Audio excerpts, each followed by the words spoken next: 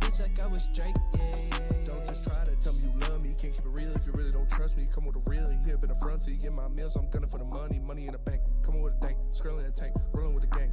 You sick and I on the sideline tripping. I go to the hole with the rock like Pippin. yeah. I'm okay. What up, yo? Welcome to World Heavyweights Live. Welcome Woodwardsports.com. That was a hot mic. Ryan would be canceled for sure. Yep. Smash that like button. Ermanni. Oh, I didn't even think about that one. That's what I'm talking about. I'm Eazy, that's been more Rax, Young Chris, Unky Nick, jumping right into it. Detroit Pistons trade deadline. Yeah. Yeah. Oh wow. Yeah. I thought you were one of the. I mean, it's not terrible. Like it wasn't a terrible. Nick kind of jumped off the deep end. I don't think it was a terrible. Nick always trade. does. We got freaking. Oh really? Bronco fettuccine yesterday. Really? I don't think it was a terrible trade deadline. I don't think it was a great trade deadline. Really? Like they just got rid of their old expiring shooters for young shooters. And that one guy plays defense. Yeah, Quentin Grimes is solid. Like, really good. Yeah. And like I said, if Quentin Grimes and Fettuccine were like your second and third best prizes, if you would have gotten a real big tier guy, this would have been an A+ trade deadline. Tier. But they didn't, so it's like a C. Yeah, everyone's been ready to fire Troy Weaver, you included. But what, Jack Labrador? Yeah, you want to do it? Jack Labrador. Ha! Well, it is what it is, my boy. It is what it is. Either way, everyone's kind of like quick to fire Troy Weaver, but I'm still on the camp. Like I got to see it through, my boy. And to be honest with you, like What? you guys know me. What? You guys know me. I'm all about the fit, like 10 Mile Kid. Like that's my whole thing. You could have elite talent, but if they don't fit, it's just not going to work. We're witnessing it now with Luka Doncic and Kyrie Irving. Like as good as those guys are individually, together, this is not a great pairing. That's what I've always felt this way with Kyrie. I'm sorry, not Kyrie. Jaden Ivey. Thank you. And Kate Cunningham. Can't even say his name anymore, huh? Yeah, that's When I was disgusting. just talking about Kyrie Irving, so that's a natural name off my. Troy Weaver right. should be fired. Why didn't we get to say what I was saying? Yeah, well. No. We're done with that. Listen, he is the one that did draft Ivy, knowing it wasn't going to fit. At least my perspective, knowing it wasn't going to fit. People say, "Oh, it's not." Oh, brother, they're 7 and 43. You cannot tell me if it fits. You cannot tell me you're expecting it to fit. They're 7 and 43. And you're not doing a good case of why you want to keep Troy Weaver. If that's I'm not. But the pieces I always wanted around Cade Cunningham and Ivy, if they're either one's playing the Superman or running the engine themselves, defense and shooting. That's my biggest gripe about the Ivy pick. I say, okay, you got Cade Cunningham. If you want Cade Cunningham to work, you want to win games with Cade Cunningham. Defense and shooting.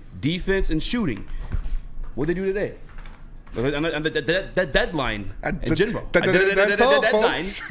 I'm sorry, I gotta stop taking Adderall before the show. No, it's fine. I agree. They did get defense and shooting at the deadline. And I put a tweet out there of what I think possibly the starting lineup could be. And it is more friendly for a guy of Cade Cunningham's talents. But right now, let's Jack Labrador for if Troy Weaver should be fired or not. What's up with you today? Jack Labrador. But make sure you guys fit in the 2K. Don't be Damn it. It's too late. No. Isn't it heat you on gotta in do it here? again. Jack Labrador. All right, you Bitch won ass. because Jack beats scissors. So I guess Troy Weaver, I'm with him. I'm riding with Troy Weaver. I feel like we can't just do that randomly. No. The Hard context. pass. That's the game Jack Labrador. If you guys don't know, we're just it's Jack middle of Labrador. We conversation. just It's did it. Jack Labradoring it We up. just did it. So he's staying. He's staying. I guess I'll argue why he should stay. Because he's great and he's so nice and he likes Halle Berry. Can you turn that heat off? Is it on? He's not on. Am I having a seizure right now? I'm You guys sweating a smell little burnt bit in toast? here.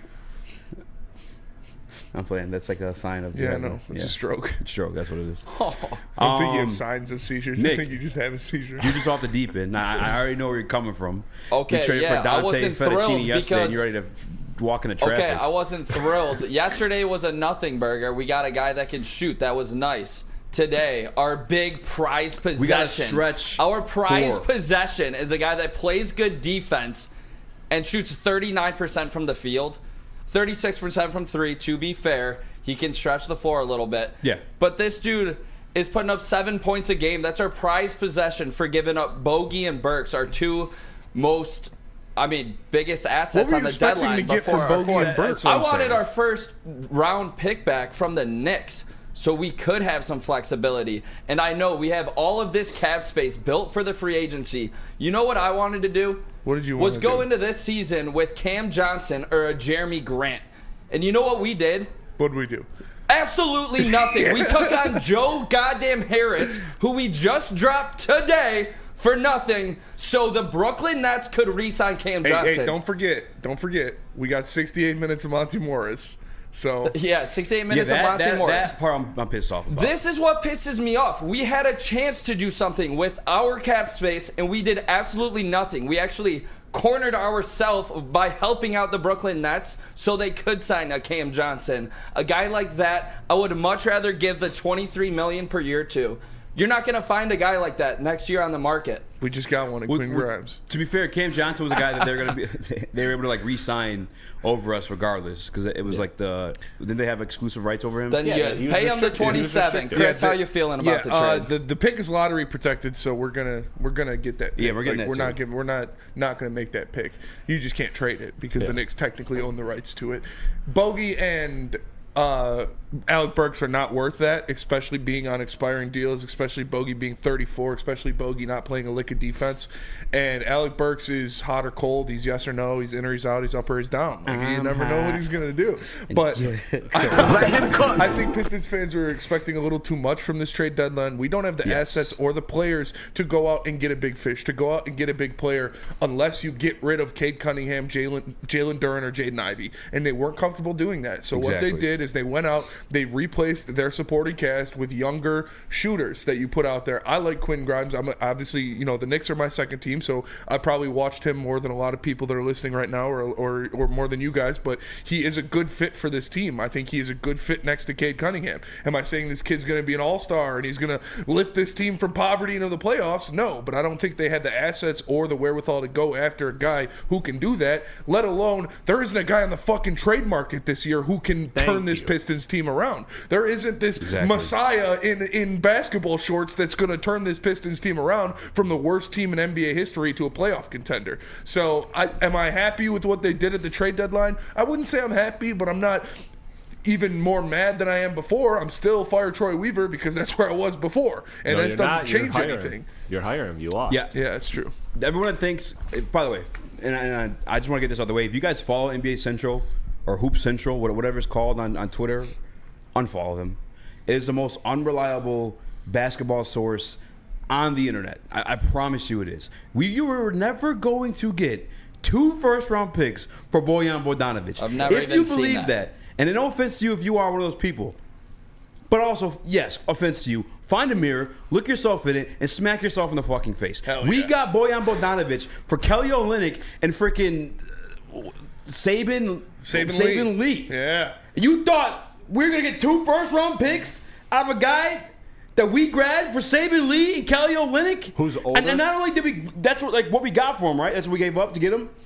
Got him here and became one of the worst teams in basketball. And he's on an expiring deal. Where'd the value go up in that transaction for him to become worth 2 first-round picks? And he's older, and his contract's expiring. And, so I don't think they were worth a first-round pick. And, again, I don't think there's a guy on this market that would have made the Pistons relevant again. I just believe that Bojan's trade value was high at one point. Maybe it wasn't right now, this moment, at this deadline, but I know it was higher at some point in time. I truly believe that. To what, though? In the offseason, maybe a late first-rounder or something. And if you want to say that is Quentin Grimes, he was a late first-rounder, and you're taking a shot on it, I can see that. But for me, this is just the epitome of this is the boiling point. This is everything the last 4 years that this guy has done. I'm just sick of it, and it sucks that all this happened after Jaden Ivey's explosive night last night because I was riding the Piston high going into this deadline day. Yeah. By the way, screw this guy Spencer. We're sharing parlays in the group. This guy has like 3 of them that he cashed in, but didn't share a single one. I only cashed 1 parlay. You cashed 2. Oh, I guess you didn't put the 2 together. I did put the 2 other things I put in the group. I said Ivy 25. That's 10:04. That's when I put him in. The game started like 10:06. That's when I put him in. That's literally when I put him in. And De'Aaron Fox cucked me. I was 25 points from De'Aaron Fox away from making like $500 last night. He's so hard. Yeah, so that fucking sucks. But But I was happy with the Pistons' performance last night. It was fun to watch. They went out there and they took care of business. Jaden Ivey looked great. He was shooting the ball from everywhere. Jalen Duren looked great. So I was happy with the Pistons' performance for sure. can you put the camera on Nick real quick? Can you just the signage you were doing there? Okay, yeah. Just we're getting some work done on the screen here. I'm just giving you guys a heads up. All right, Chris, what do you think about the trade? I was like, what? I had no clue what that meant. Yeah, my bad. You're good, bro. Sign language or mirroring. I apologize to the self-proclaimed biggest basketball fan of the show, NBA savant, Chris Platte. savant. I mean, Christopher Platte. I'm letting y'all cook. Like Spencer said honestly, he said a lot of things I wanted to say in response to Nick. Like there was no big fish that you were going to get that was really going to impact this season. And even if there was, you don't have the capital to get him because you can't even trade your first in this year's draft until draft night because your picks are tied up in New York. So that's why I liked the Grimes trade because Burks' value, look, he had nothing. At best, you were going to get 1 second for him. So you look at it as Burks is one of those 2 seconds, and Bojan is a second plus Grimes, which I think is a little bit more than a first essentially in value. So it's not the best value. I would have liked for the Pistons to get the protections back because I feel like from New York's position, like they're not even really giving anything up. They're just giving something back. But James Edwards III tweeted that they were unwilling to part with that first or any of their firsts in any Bojan discussions, and there was no first being offered around the league for Bojan. So this is just what his value was. And again, I like Grimes. I'm really high on Grimes. I'm right there with Spencer. I've watched film on this guy. He's a great defender. I think he's a good shooter, and I think he's a great complementary piece to Cade Cunningham and Jaden Ivey. I think he's an awesome guy that you can throw in there. And 3-and-D wings are the hardest thing to find in the NBA, and the Pistons may have found one that's not going to be life-changing. You're not Paul George, not Mikal Bridges, not the all-star 3-and-D wing, but a rotational 3-and-D wing, a Dorian Finney-Smith, if that's your ceiling for this guy. Like, that's a damn good player. And, that's what Pistons fans were clamoring for was a Bruce Brown-type player. Like, that's what Quentin Grimes is. He is your Bruce Brown type player. They're clamoring for a stretch 4. Get us a stretch 4. That's what Fettuccine Alfredo is. He is your stretch 4. So I don't think it's crazy to overreact because I could see if you expected this team to become – a playoff contender overnight thanks to the trade deadline, then maybe you're overreacting and maybe this is your tipping point. But I didn't expect much more than this. They didn't have much to give away. I know they weren't going to part with one of their 4 guys that would actually get them a return, and they didn't. I would have liked to see them maybe move Stewart in a combination with the first-round pick this year. Even I don't think they can trade it, though. They can't trade their pick in this year's draft till draft night because it's tied up to the New York. Maybe they do something on draft night. Yeah, but they will. They 100% will. I will be shocked right now if the Pistons draft. Troy always does something on draft night, by the way, too, like historically. But especially this draft, I don't think the Pistons are interested in getting younger, and I think that Stewart is a guy that they could see. They could see keeping long term. They probably prefer to keep him long term, but him and a pick as a part of a package for something big, I think that's when you're talking about the move. That's when so many things are going to happen for the Pistons this the offseason. Because look at the trade market. Who was the biggest name that got traded today? Bro, no one could tell you. Exactly. P.J. Washington. P.J. Washington, which was a fantastic trade. I would have liked P.J. Washington. I would have given up what Dallas gave up to get P.J. Washington here in Detroit. I think he's a phenomenal player. Yeah. But they couldn't even do that because their picks are tied up to New York. That's why I wanted Bojan to be in the trade to get the pick back for flexibility. But the truth is that just wasn't the market for this team. But I am watching an investigation into Troy Weaver and the New York Knicks because there's something. There's too many trades happening. Yeah. Can Troy Weaver execute a damn trade with anybody other than the Knicks? Like, I just need to see it happen to believe it. I don't know. It's weird. Well, I'm down to continue to talk about this. I think the biggest piece that we missed on, and I know my guy Sada Baby somewhere out there dancing his ass off. Yeah. Killian Hayes has officially been sent on the bus on his way out of Detroit, as he would say. He's a fucking out of here. Former first-round pick. If you want to give Troy Weaver some bashing or rashing, I don't know words you want to use, we can start there. But first, tell us about Lady Jane's. Lady Jane's. You can come to Lady Jane's Haircuts for Men for an award-winning haircut experience and automatically enter to win a trip of your dreams and all expenses paid. Sweet. for the 2024 NCAA tournament. That's right, no expenses spared for you and 5 of your best buds. Lady Jane's Haircuts for Men, open 7 days a week. Walk in anytime. It's wicked awesome. Love Woodward Sports? Love wearing clothes? Then you should be wearing Woodward Sports clothes. Check out our full line of merch at woodwardsports.com. Just click on shop. We have all your favorite designs, like Dan Campbell kneecaps, Woodward Golf, and of course, our own logoed out merchandise. Men, women, infants, kids all love Woodward Sports. Impress your friends. Impress your boss. Impress your dog. Buy Woodward Sports merch today.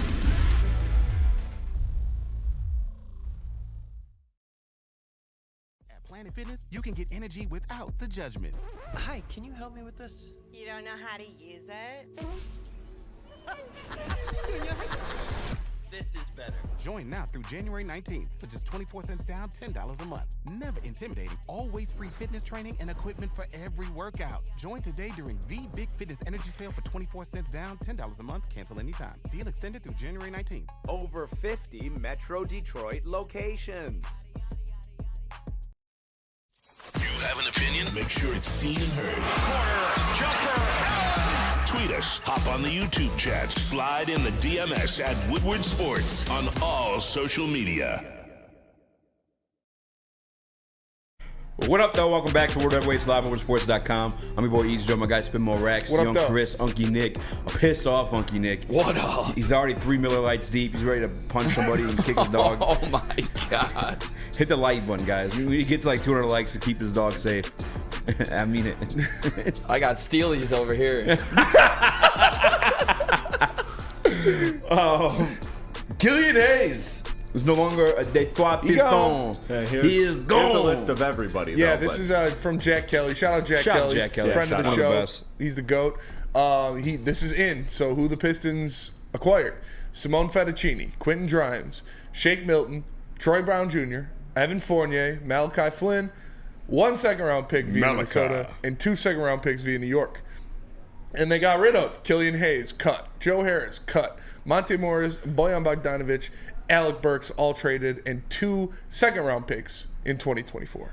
Okay, if there is something I do have beef with, for me personally, I guess as like a Troy Weaver sympathizer, when I see we have 19 roster spots filled, I'm thinking he's still cooking. Yeah. Like they're loading up for something. No.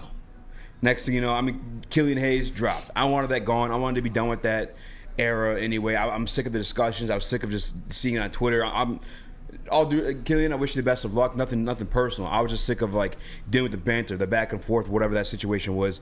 Whatever. Joe Harris absolutely sucks. That was a horrible acquisition. If it was for the sake of clearing cap, $20 million. then like that's what it was. Awful. But everybody we got rid of, Nick is so pissed. Nick is pissed, bro. $20 million. But it was for sure. They grabbed him to clear cap. It wasn't like he was never gonna. No, that's what it was for sure. Yeah. But that's the part I was disappointed with. I guess losing guys. Actually, the guy you were talking about, Hunter. Yes. That's the guy that they're already talking about contenders looking at like signs. It's like, why couldn't you House. flip him? Daniel House. No, I'm I sorry. wanted to keep. That was probably one of those things where the agent's like, "Hey, he like really doesn't want to play here." Like I'm sure they kind of wanted to keep him. I'm sure they would have kept him if they could have, but he, and you kind of do those things. Those are like the agent favors that are supposed to come back around but never come back around. But that's what that part was. You good? No, I was putting the stream on my phone. I apologize. No, honestly, the way I summarize it is, it feels like, in a sense, death by 1,000 cuts, and that's what this regime has felt like. Because you look at all of these trades, and really the only one I really like is the one that led to Jalen Duren. Like that one is the only trade in the tenure that I really like. The other ones, I'm like, either I'm not mad about it, or maybe that's slightly less than I thought this player was going to be worth. But that's kind of what it's been. It's been a trade where it's like, that's just okay here, it's just okay there, just okay there, and you slightly lose each trade, and then all of a sudden it leads to a snowball, an avalanche of a bunch of moves you don't like, including Killian Hayes in the offseason having rumored to have some value around the teams where you could have gotten a second-round pick. Now, again, the difference between cutting him now and a second-round pick doesn't make or break your franchise. but consistently doing that for years brings you down. Yeah, that's the part of it too. I feel like people wanted this to. In football, you can go worst to first. It happens quite often. NBA is not the same. It is not the same. I feel like you're looking at like 5 years minimum before something shakes. What? Unless you get a superstar. It was funny that your chair did fall after. That's how I wish that was on camera. How it makes me emotionally feel right now, because what we're in. Either way, because what we're in year 6 of Troy? Yeah. No, this is year 3 or 4. 4. First draft, Killian. Second half, Cade. Yeah. Yeah, this is entering year 4. He was hired in June. Feels like year 10. Yeah, it does. Feels like year 10. Feels like Troy Weaver's been here forever. Because, in purgatory and when you're being tortured in hell, just time slows down. And for Pistons fans, they've been tortured for 4 years now.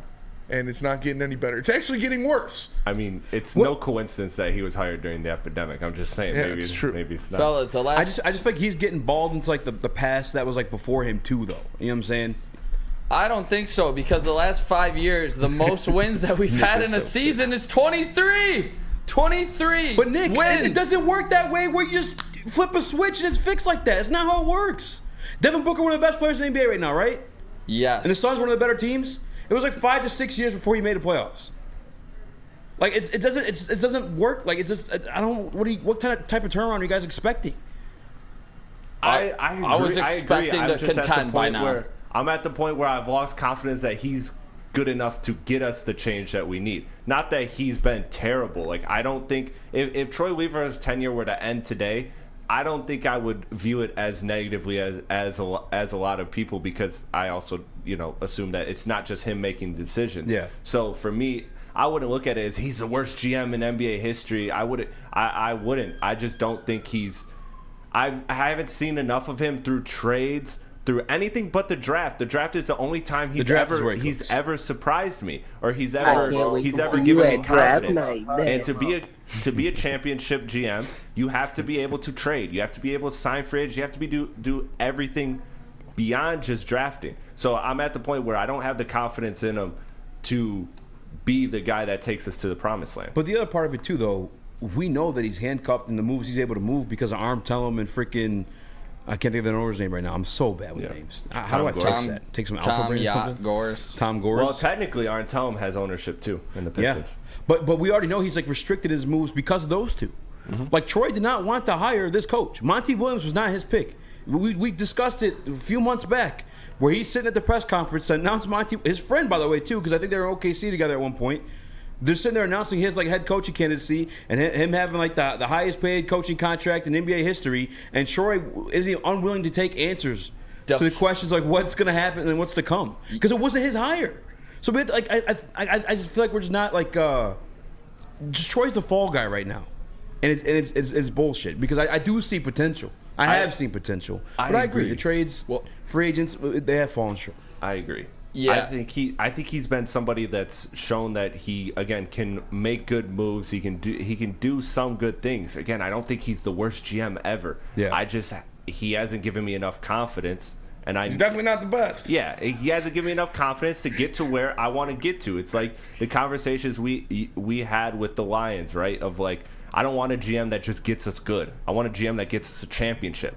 That's what this city is founded on. That's what these teams are founded on, particularly the Pistons. Like, this is a championship team with, great tradition. That's the type of GM I'm looking for.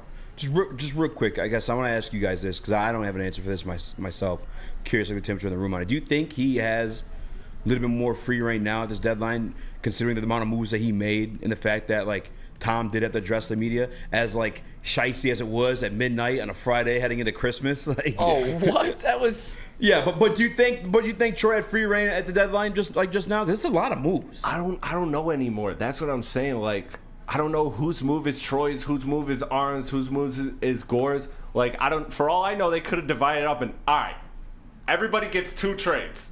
Everybody gets 2 trades. I wouldn't even be surprised. Like, bro. that's what I'm saying, bro. What can you expect from this regime? You just don't know.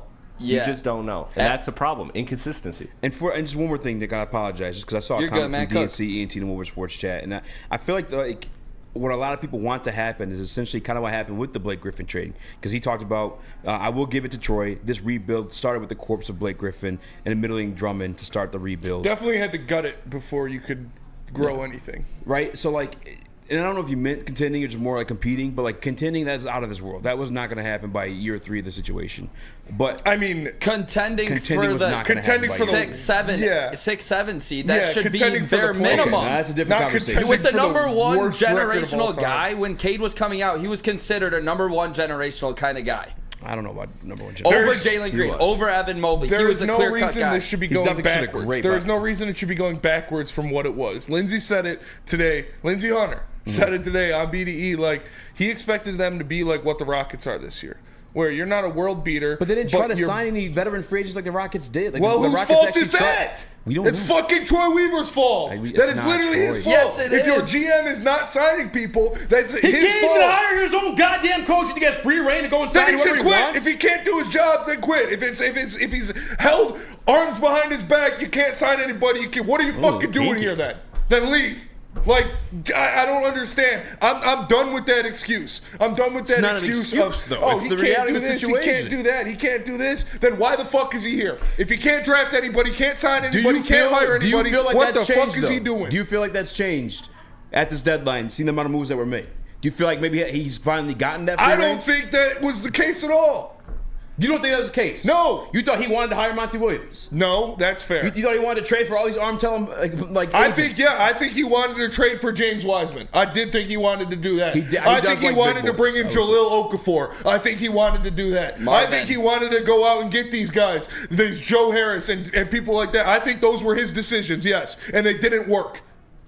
Well, I will say to Troy's defense, because I am siding on Spencer. I'm in the middle between Spencer and Eazy on this one. Like, the one thing I'll say is Arn Tellem did have that video where he addressed the media and he said, yeah, we looked at the free agents this year and we weren't a fan of any of them. That was last season. So that one kind of, when he said that, kind of made it seem like, okay, it was his decision this season to not get any free agents, not necessarily Troy's. But again, I don't know. When there's this many chefs in the kitchen, like, you just don't know who's for what. That's why I'm all for team clean house, but realistically, I don't think that's happening. You're the one that did the homework on how many guys were actually signed to Arm Tellet's agency that become Detroit Pistons. Do you know off the top of your head? Not off the top of my head, but I'm not talking about new additions, but like guys in the past. Yeah. And I looked at like I made a whole list of everybody, so I'll have to find that, and I'll find that during the break. But yeah, it's been another issue with the Pistons is that they've been using it as a breeding ground, as a rehabilitation center for Tellem sports agency clients, and Gallinari is no different. Like, they just bring in these last couple roster spots, and when you're already the worst team in the league, you can't afford to just have less roster spots. You already suck. You can't afford to just like, hey, take this guy in, give him some clock, let him get his next big contract. Or Josh Jackson, who's this is his last shot in the NBA. Let's bring him here and let's give him a shot. Like, no, stop doing, like, I'm not giving my minutes to people that don't deserve to be in the NBA last shot. Yeah. I'm giving my minutes to compete and win. That's what I want to do. James Wiseman, Marvin Bagley. Like, you can go Jahlil on. Okafor, Jahlil Josh Jackson, like you just Frank said, Chris. Jackson. This is just an honest Frank joke. Jackson, nice I'm so stash. mad at Troy Weaver, and it starts with this free agency. When we did pick up Joe Harris, instead of getting these young guys actual talent to contend, they chose to take on a bad contract from a different team and push it towards free agency. Now we're just sitting here. We have the worst losing streak. Yes, say it. Of all time. I'm just, this organization is not serious about winning, and now we are stuck here with a pissed off Cade Cunningham, pissed off Jaden Ivey. He got benched for Killian Hayes. We just dropped him. We just dropped Killian Hayes. He was benched earlier this season. Yeah. This organization's a joke. It's Monty. It's a goddamn joke. Make no mistake, the Pistons are on the clock this summer with Cade Cunningham. Make no mistake, the Pistons are on the clock this year as a franchise that's watchable. Let me tell you about Guardian Alarm. Guardian Alarm offers you customized solutions from real experts. Their professional technicians take the time to recommend security and automation solutions specific to your needs. They also have 24/7 professional monitoring. You can call them anytime, day or night, and know a Guardian Alarm team member will stay on the phone as long as needed. And of course, they have technology backed by people. Your safety and security deserves technology. It's been proven to work, and people who have been proven to care. So call them at 1-800. Stay out. That's 1-800. Stay out. And let them know Woodward Sports sent you. Woodward Sports. Now, coming to Woodward Sports, Woodward and Main Street, the Woodward Sports Network Detroit Lions show. Catch Gabrielle D. Phillips, Matt Broder, and Terry Foster for all the latest news on your Detroit Lions every week. Only on the Woodward Sports Network YouTube channel and woodwardsports.com. Have you ever wondered where all the finest restaurants get their steaks? It's Fairway Packing Company, providing Michigan restaurants, hotels, and casinos with prime beef for over 60 years. But now you can buy these cuts of meat for yourself at the Steak Shop by Fairway Packing Company. Prime porterhouse, A5 Japanese New York strip steak, dry aged Wagyu beef tomahawk.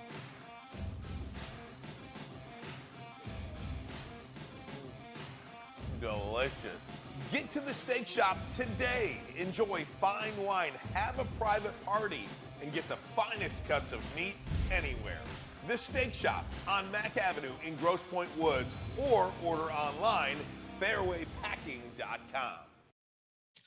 Thank you to all the fans for making Woodward Sports your #1 online destination for Detroit sports. We promise not to drop the ball.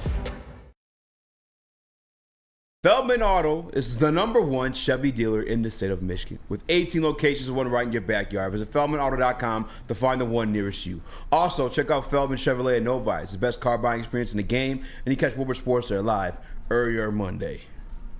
Monday. What up, though? Welcome back to World Heavyweights Live on WoodwardSports.com. I'm your boy Eazy, joined by my guys from more Rax. Young Chris, JB Smooth is gone. I apologize. Uncle Nick in the building. I swear when I look down and get distracted, that's why I mess up the name. Hit the like button, 5-star review on our podcast platforms. Can I tell you, and maybe I have Stockholm Syndrome in this situation, but can I tell you why I kind of, like I'm just giving him like what I feel is a little bit of a fair shake. Obviously, the stuff to come out with Tom Gore's deciding the coach, and I'm assuming Armtelm as well is like limiting him, like what he could do for agency wise. But do you guys remember like some of these draft classes before Troy Weaver? Mm-hmm. Like the horrible fucking gymsmanship, like Sekou Doumbouya, Killian Hayes. That's coming off of COVID. That's coming off COVID draft. I'm not counting that one. Plus, what? No. I'm not Tyrese counting that. Halliburton played in college. Not counting that. There's no excuses. Luke Kennard. He passed over Mitchell, who didn't miss a single shot in his fucking. That's unforgivable. All right, keep going. No, Henry much Ellison, better drafting. Stanley Johnson. I like KCP. Drummond, and I don't even go too far. Actually, that's going back all the way to Joe Dumars. But I guess that's what I was dealing with before. So he's not Stan Van Gundy. Troy Weaver, 2024. Stan Van Gundy. That's not something to be proud about. No. Hold on though, because do you like Ivy? You like Dern? Yeah. Those are moves he maneuvered to make. You could say what you want about like Isaiah Stewart. I don't think anybody expected him to be a star, but like Stewart's buns. I don't want to say buns, but that's a solid pickup for like where he got him. He should be coming off of the bench. He should for sure on a good team. On a good team, he's your big off the bench, like 7 or 8 man. But what was he? Pick 18? Pick 19? Yeah. No, that's why. That pick. That's kind of like what you're getting at times. Yeah, there's only 2 rounds in the NBA draft. I don't know. I mean, I guess that's why I have a little bit of Stockholm Syndrome on top of like the facts to do with like Tom Gore's. But I will say, I can't lie. It's not been good. To your point right there, he did draft Killian at 7, Sadiq Bey and Stu while passing on Tyrese Maxey 3 times. Wait, was it 3 times? Yeah. Yes, it was. When was Maxey? He was 21st. Was picked 21st or 22nd. Yeah. After all of those picks. Yeah. Ooh. Yeah. And he's dropping 50, about to be a superstar. 50 piece. Yeah. He was picked 21. Huh? 21 or 22? Yeah, 21. He's so after 20 other GMs passed on him. Not three times. Pistons had 3 Not 3 times. Listen, I'm not in the business. 17 of their I'm GMs not in the messed up. business of my pitch being my GM's not the worst. Yes. Like, That's where I'm at with it. If your pitch is he's not Stan Van Gundy, that doesn't matter. Like I don't care. Yeah. It's bad. It's bad. His saving grace was, oh, look at his first draft. It was pretty good. Like, look at that. No, it wasn't. It was bad. Killian gone. Sadiq. His saving grace at this gone point is for Dern. second rounders and James the corpse Wiseman. of James Wiseman, who's dog shit and getting minutes taken away from him by fucking Mike Muscala. What is it? And then Isaiah Stewart was the only decent draft pick in that, and he is a 7th guy in a rotation. What is the reaction to Killian getting just dropped? Good, man, good. Surprised? I saw somebody Like tweeted. what? I'm Ivy? sorry. I'm gonna try to find it so I can the get your bus name. stop. It was so fucking funny. Fuck, I gotta find it. I know it's the bus stop one, right? Yeah. Do we have Ivy's picture he posted on Instagram? First time in a Pistons uniform in like over a year, I think it was. Wait, it was what? like it was like him and he Cade. posted him and Cade. Oh, okay. So Muhammad, Ivy did? Yeah, Muhammad LinkedIn. right after the trade, he posted him and Cade him together. and Cade, yeah, and it was Proverbs 6.9. So I don't know. Which is special. Why would you even say it? I thought it was Killian's number for a second, and then I forgot he was 7. Because he's forgettable. It's fucking Killian Hayes. But okay, Muhammad 6 + on 9, LinkedIn 15. on Woodward's or 15 on, divided by 3 is 5. on Twitter, he said He was picked at 5. He said, nah, Killian Hayes' camp said they wanted to change the scenery for Killian, but Pistons said, how about the bus stop, Ethan? That's funny. That's funny. That's good shit. That's a great tweet right there. And the caption was Proverbs. Because guess what? Killian Hayes is going to get picked up by a team. You know what team's going to pick him up? The Shanghai fucking Sharks. Oh, wow. He's going to have a statue right next to Jimmer Fredette because he's fucking trash. And he shouldn't have got this long of a leash. Killian Hayes sucks. Goodbye. Good riddance. Go eat your baguettes in China because you're going to be throwing lobs to Dwight in a couple weeks. You suck. Good riddance. Good day, sir. And no, I'm not mad they dropped him. Because it's literally like semi-pro. You would have got a broken washing machine for him. You would have had to give up the naming rights to your firstborn son if you wanted a team to take Killian Hayes. He is dog water. He's French. He's scared. He eats baguettes. What And did he's going French to be do to playing you? for the Sharks. I hate French basketball players. First Killian Hayes, Rudy Gobert. Now we got Evan Fournier. Like, he's probably my least hated French player. Yeah, Damboya. Like, don't draft people out of France. Real quick. Okay, go ahead. Sorry. Nick.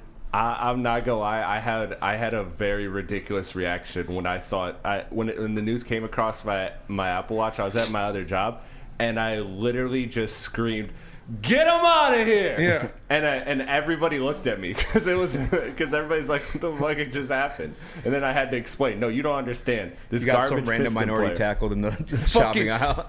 That was honestly a fireable offense. It was a fireable offense by Monty Williams to start that fucking bum over Jaden Ivey at any point in this fucking season. That is ridiculous. You see Jaden Ivey going out there scoring 30, dropping 4 or 5 from 3, looking great. And what's Killian Hayes doing?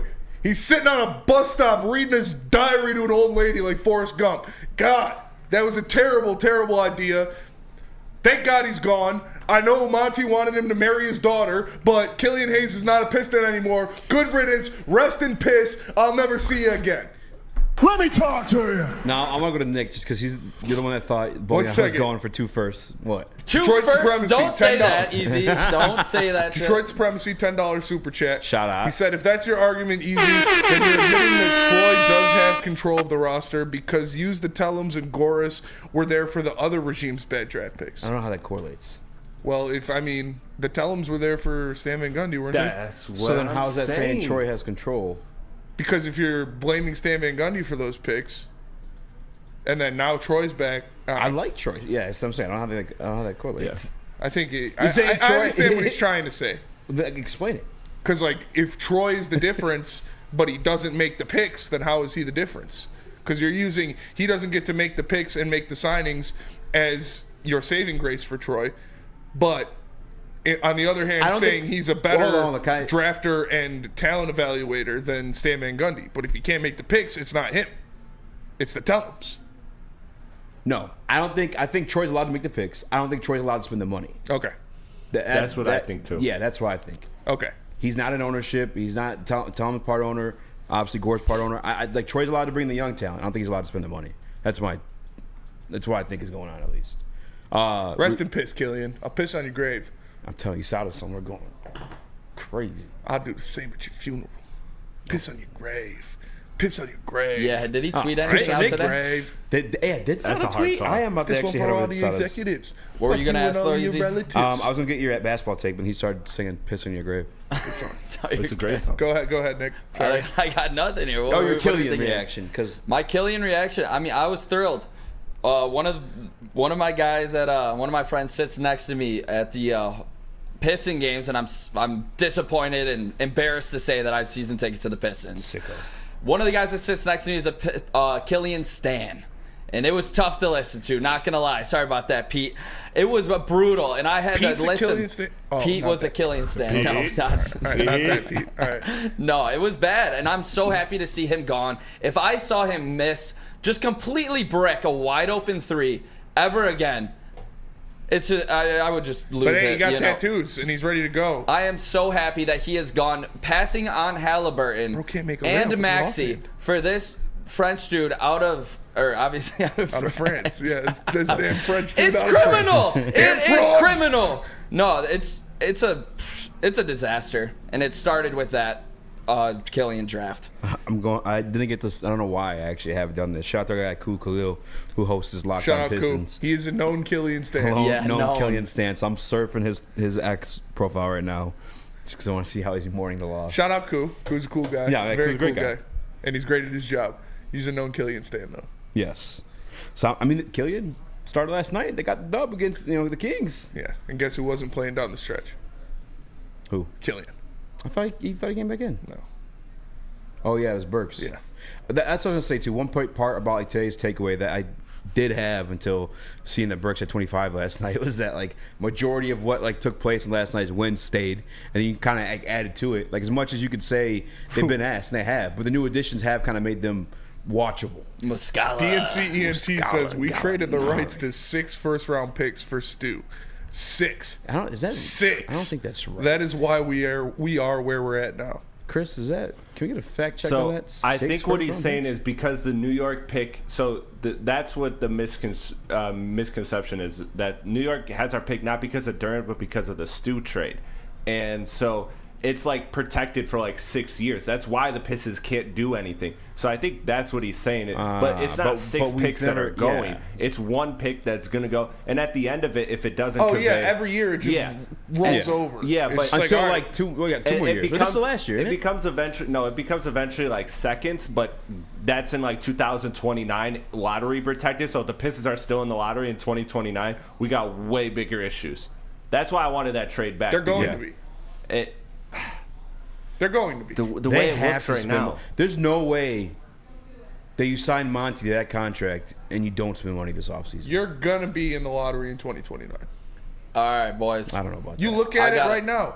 You talked about the rebuild, where we were rebuilding from. Boys. We're lower down into the ground now. We are the worst team in the history of the NBA. You don't just pop up out of that. You said it takes a couple years. It takes a couple years to come up from that, too. Takes about 4 years to get back from the worst team in the history of professional basketball. Like, that's not just changing overnight. We have to go to break? I got a barn burner for you guys when we get back. Barn burner. I like it. I'm here for it. Let me barn owls when humans invented barns. It's all coming together. It's all coming That together. made me crack up. That shit's funny. Let me tell you about Premier Pet Supply. Give your pet the best. Premier Pet Supply is hands down Michigan's best pet store. Same prices and all the conveniences of the online and big box retailers, with one major difference: family and locally owned and operated for 30 plus years. Over 60 brands of food with nutrition experts to help you. Same day local curbside home delivery. Premier Pet Supply. Give your pet the best. www.premierpetsupply.com. Woodward Avenue, the first paved road in America. Woodward Sports, the first sports network born in Detroit and made for Detroit.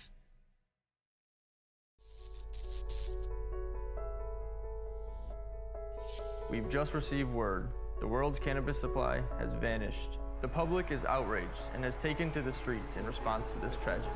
The individual responsible acted alone, and we can only hope they will make things right soon.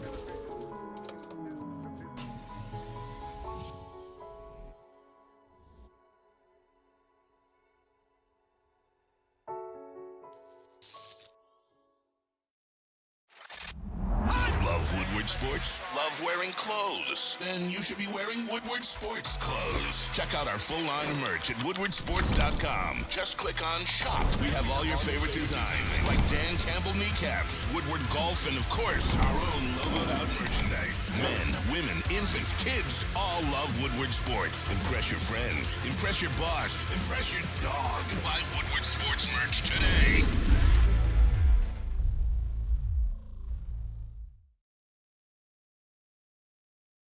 March. Sports.com is the best place to go to get merch. If you're tired of your same old Detroit sports merch, head to woodwardsports.com. Click on the shop tab. Get yourself some amazing apparel, the ultimate swag. Hoodies, hats, tees, everything you need. Go to woodwardsports.com. Click the shop tab today. March. What up, though? Welcome back to Woodward Waits Live, WoodwardSports.com. I'm Eazy, Spimo Rax, Young What up, Chris, though? Unky Nick. Promised to burn the barn. We didn't know if he meant it like literally, so we're just gonna get it out the way. Listen, Noah's a good friend. Yeah. Oh, stop it. All right, Yeah. Let's remember what we did to you. Yeah, man. All right, fellas. We saw. Oh my God. All right, we saw.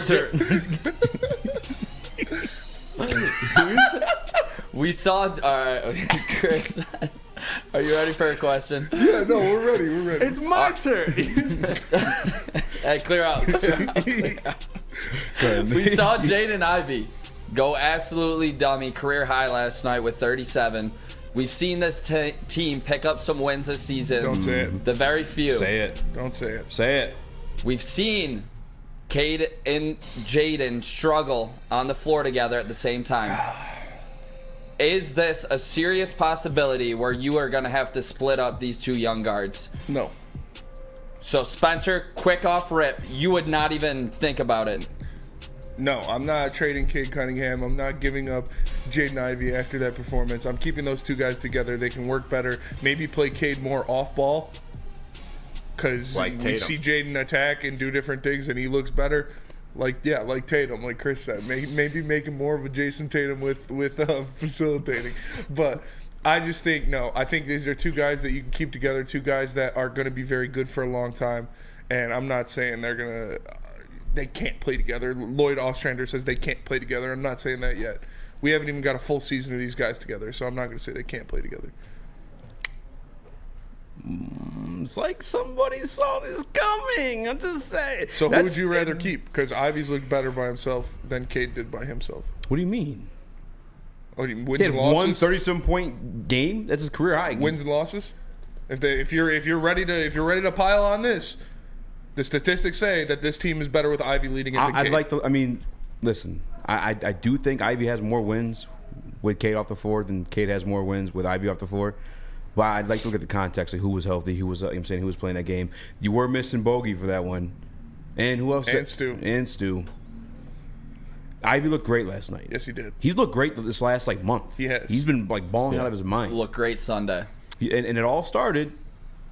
Okay, sat out.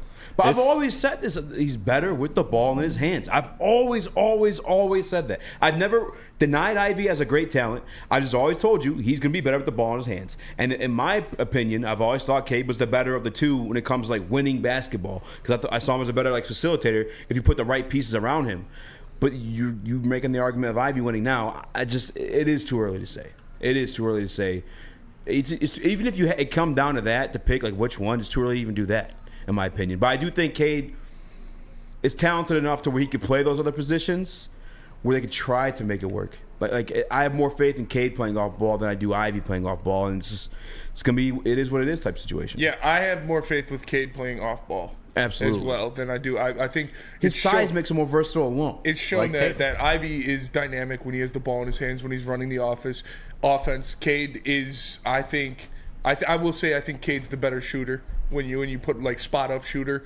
And even though Ivey looked great, I don't think he missed a shot in the fourth quarter. The dude was electric last night. But I still want to see a full season of these two together before I say this team's better off with one or the other. Especially now, like I put the lineup out there of what I think is going to be the starting lineup for the Detroit Pistons, or what I would like to see as the starting lineup for the Detroit Pistons going forward, and that being Cade Cunningham, Jaden Ivey, Quentin Grimes, Danilo Gallinari, and Jalen Duren. That gives you 4 shooters out there. That gives you Cade Cunningham with the ball in his hands or Jaden Ivey with the ball in his hands. Your small forward and power forward both shoot 35+% from 3. You put them out in the corner. You got Jalen Duren as a lob threat. That is the best situation.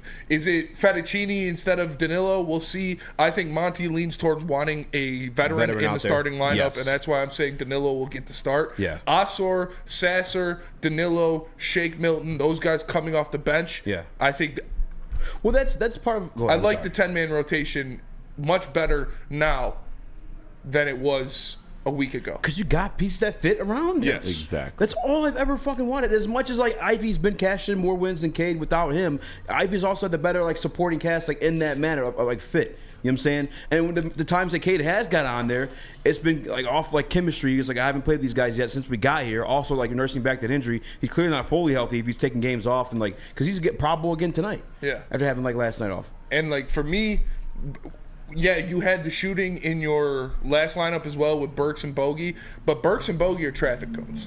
They can't play defense. We know Ivy is a subpar defender as well. Yeah. So you can't have all 3 of those guys out there at the same time. Quentin Grimes is a great defender. Yes. So that's somebody you can switch on multiple guys. Danilo is old, but he's big, and he'll get in the way. Like, he's not locking anybody down or this elite defender or anything, but he's a savvy veteran. And if he's at the 4, who and cares? He can move around, and and you got Duren to cover up for him rotating. Yeah. But I think Quentin Grimes being a legitimate 3-and-D guy is going to unlock this combination of Cade and Ivy a lot more than having Bogey out there who can't play defense or Asor out there who can't shoot. The real Cade Collins, 77. Cade isn't as good as a playmaker as Ivy. That's just absolutely not true. Yeah, that's just true. not. He that's not turns true. the ball over more. You could say in PWMU, Cade's never healthy. That's starting to trend towards true. But you can't say that he's not a better playmaker. The 2 things that concern me the most about Cade Cunningham are his injuries and his turnovers. Yeah. Other than that, I have the utmost faith in his abilities. Absolutely. I mean, you look at Paulo Banchero, who's an all-star this year. Yeah. We put the numbers side by side, shooting included. Yeah. It's the same. Yeah. Yeah, Chris, what would you do in that scenario?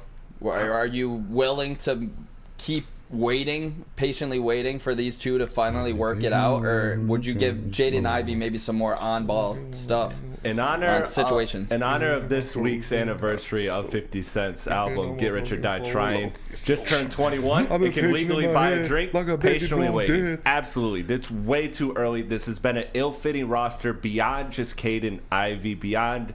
This roster has been just malfeasance all the way through. So now, like Spencer said, and that's the point I was going to get to, is the fact that you do have a competent roster around these guys. Now, none of these guys are good. You want upgraded versions of all of these guys, but at least play style-wise, schematically, they can run what a typical NBA team can run. And that's something that the Pistons haven't been able to do in at least 3 years.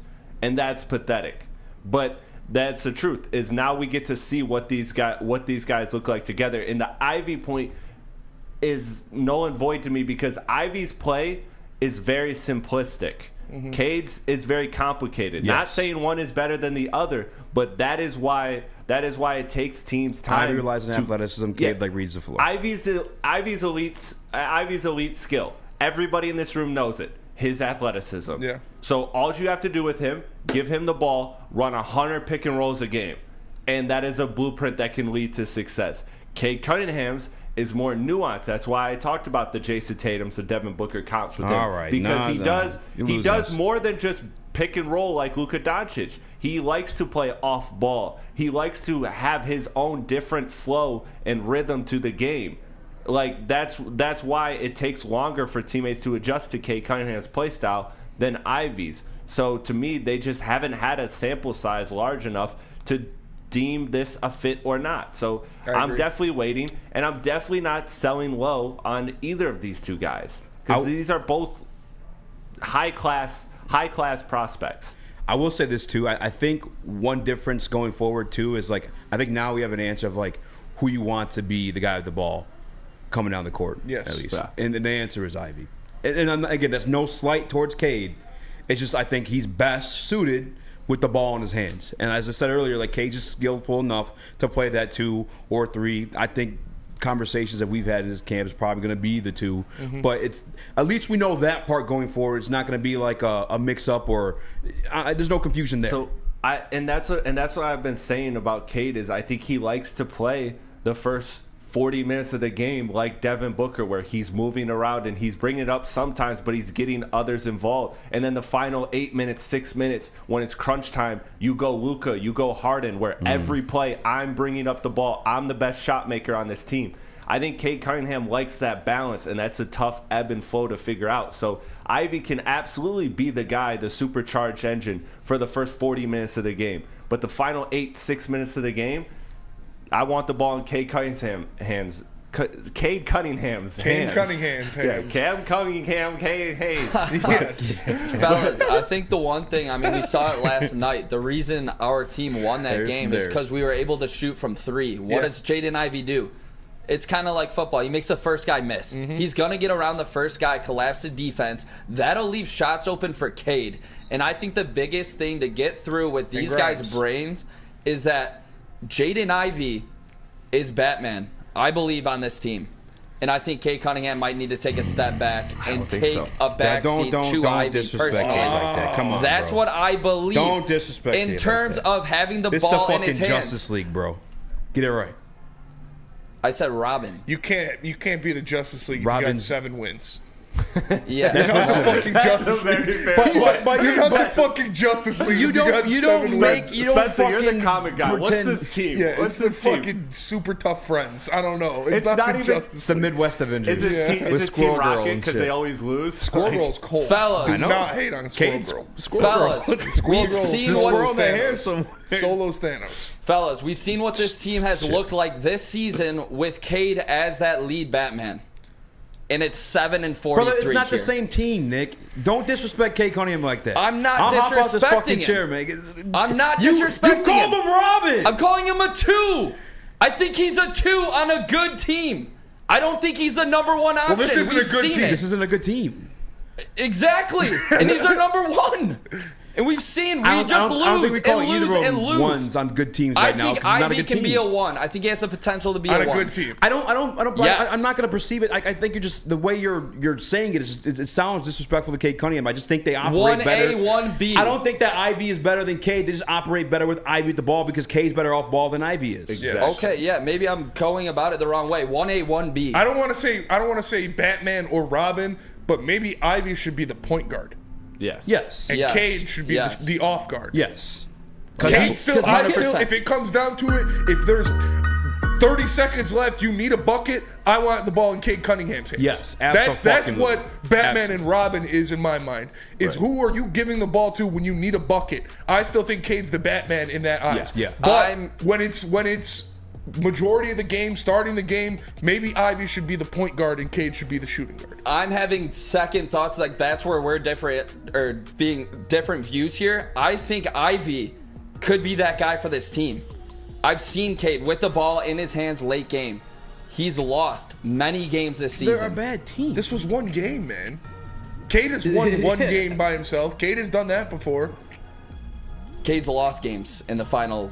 So is Ivy. So is Ivy, yeah. I'm just saying, it can go both ways. I believe Ivy has the potential to be that number 1. And I know Cade Cunningham has a tendency to turn the ball over in some of those situations. We're arguing about a 7-win team here, so like obviously it's. You're just being disrespectful, Cade. Let me tell you guys about. Well, hold on. We need your superhero comp. To Cade? Cade and Ivy. Cade and Ivy. I don't know. Let me think about it. Planet Fitness is the home of the judgment-free zone where anyone, and we mean anyone, can feel comfortable and work on their fitness goals. At Planet Fitness, you'll experience a squeaky clean gym that has tons of equipment, a full-body workout in just 30 minutes, and all memberships include fitness training. You get all of this for just $10 a month, no commitment. No matter where you are, there's a Planet Fitness close by. More than 50 in Metro Detroit and thousands more throughout the world. Planet Fitness, where your fitness is essential. Feel alive during Feldman's Chevrolet's biggest New Year's sales event ever. Get the best prices on our huge selection of award-winning Chevrolets. Like this 2024 Equinox for $188 per month. Or this 2024 Silverado for $268 per month. It's the New Year's sales event going on now at Feldman Chevrolet, Michigan's #1 Chevy dealer. Game is won in the trenches, and our big fellas don't mess around. The Woodward Heavyweights on Woodward Sports. How would you like to win not one, but 2 vehicles of your choice? One for you and one for your wife, your girlfriend, or your best bud. Get to Lady Jane's today for an award-winning haircut and automatically enter for your chance to win. Courtesy of Les Stanford Buick GMC of Ferndale. Lady Jane's, open 7 days a week, walk in anytime. It's wicked awesome.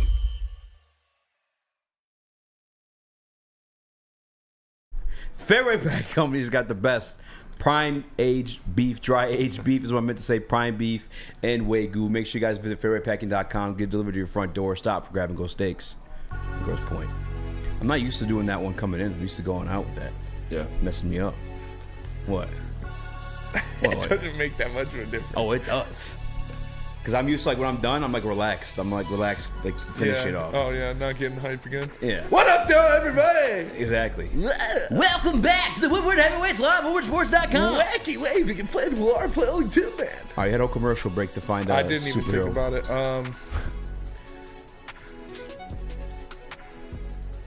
What about, because I think highly like Spider-Man and Daredevil. Daredevil and the Punisher. Ooh, that's fair. Yeah. Kind of quick. Yeah. Yeah, some of the New York guys. Daredevil and the Punisher. Chat? Or Spider-Man and Daredevil.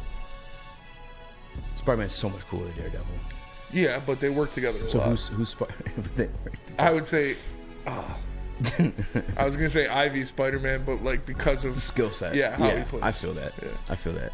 And Daredevil is more because he has to be like aware of what the fuck's around. Yeah. I mean, Daredevil would turn the ball Killian over a lot. For me,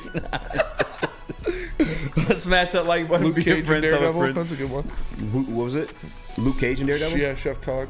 Smash that like button, be friends, tell a friend. Oh, Scorpio and They're all Sub-Zero. Luke Cage. Scorpion and Sub-Zero are enemies. They're enemies, They're but mortal enemies. If there were to be a thing, I don't know. All right, we're hopping off that. You guys want to talk some football? Luke Kang and Johnny Cage. You guys want to do some football? Football! Kung Lao and Yes, Luke Kang. please. Huh? Kung Lao and Luke Kang. That could work because Kung Lao is more of like. I know Kung Lao. Kung Lao's the dude with the hat in Mortal Kombat. He's like a god, though, isn't he? Yeah, I mean, they're like all gods. Raiden's Luke a god. Kang's not a god. Luke Kang's a god. Yeah, Oh, I'm thinking of Raiden. Raiden's a god. Yeah. Kung Lao's a god? Kung Lao. There's. We're good. I could go for a couple hours talking about Mortal Kombat We're going to save lore. that. There's We're a going to lot save of that different for things Spinmo going on. Speaks. I'll come on as a special guest. Couple Detroit Lions topics we skipped over to get into Detroit Pistons drama, and I'm going to let you guys pick. Daredevil with the no-look passes. Let him cook. Who is your breakout star for the Detroit Lions on offense? How about, actually, let me do this real quick. Nightwing and Red Hood, that's a good one. Unfamiliar with their games. 2024 breakout star for Detroit Lions. Let me go first real quick on the offense.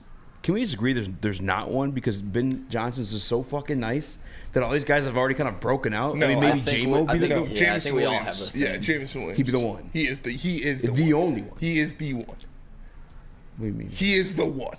The only one that can break out because everyone's already broke out. I'm the one, yeah. Okay.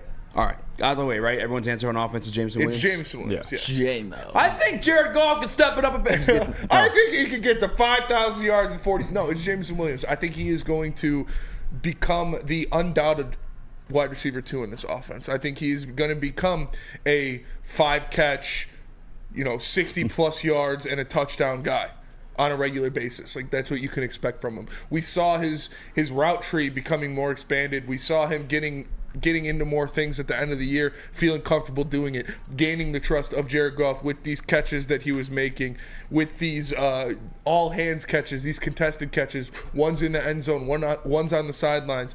I think Jameson Williams is going to be unlocked next year. J-Mo unchained, ready to go. I think he's the undoubted wide receiver 2 on this team.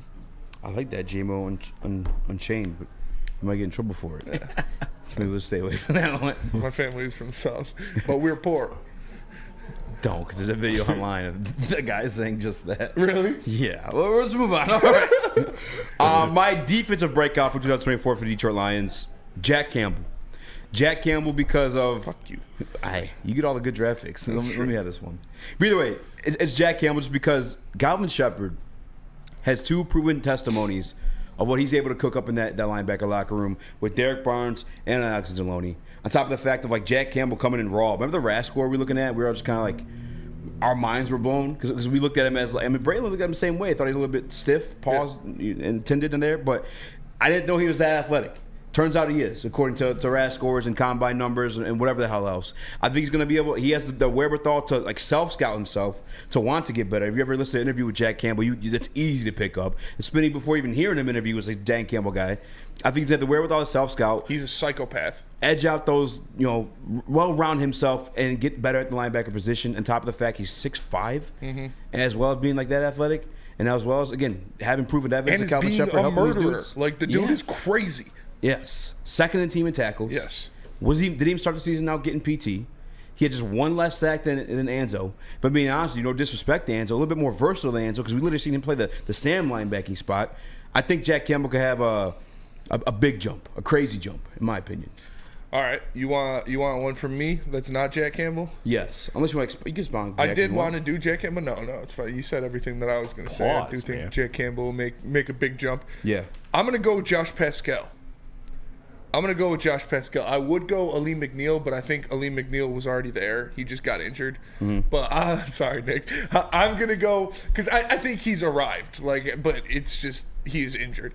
I'm gonna go with Josh Pascal. I think with Terrell Williams now as his defensive coordinator, that's gonna help him a lot. Being a guy that's a big edge rusher or a quick interior rusher, I think he's going to be used in a lot of different ways. I could see him getting, 5, 6, 7 sacks next season. I think Josh Pascal is going to have a breakout season. I see him as a top 3, top 4 sack guy on this team next year.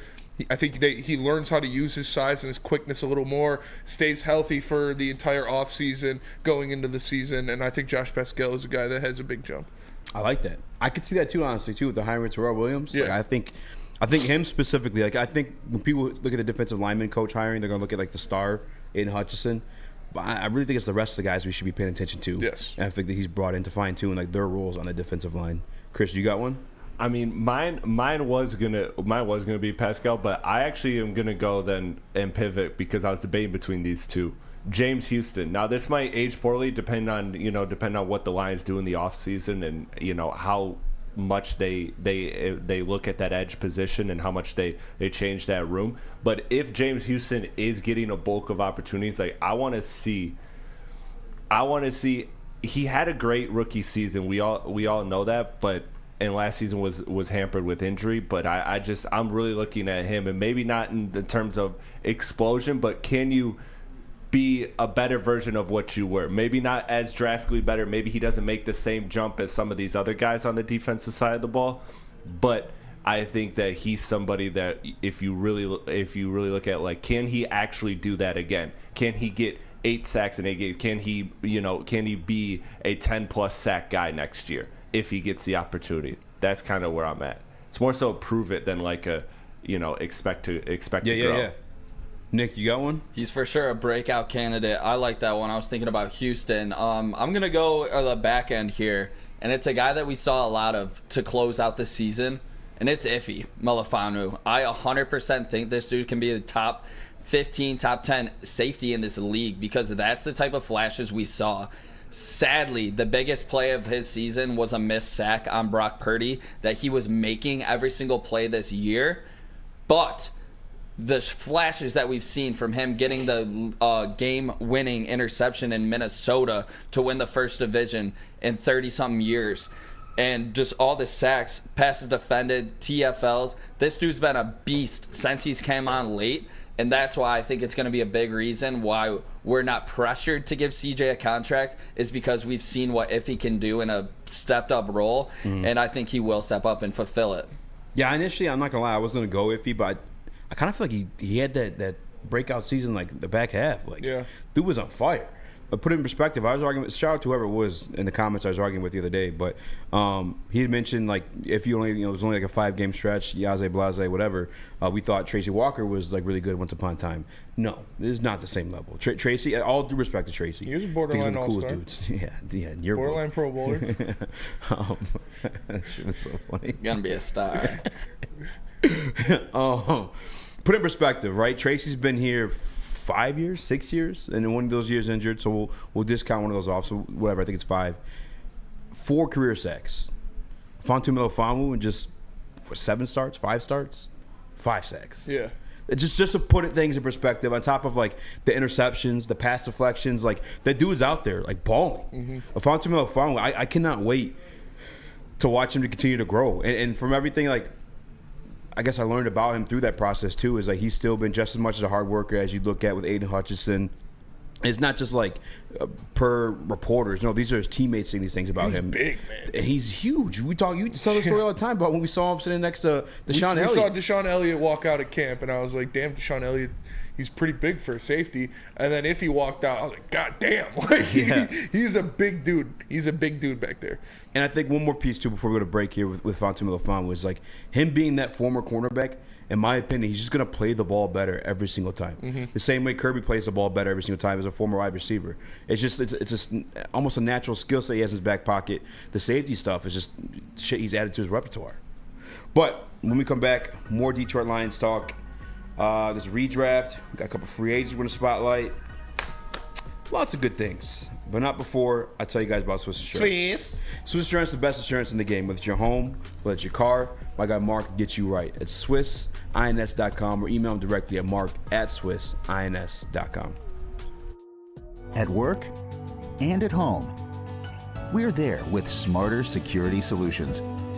Featuring complete automation with customized alerts and more. For over 90 years, we've been the company that's been counted on to protect what matters most, all with personalized service and care.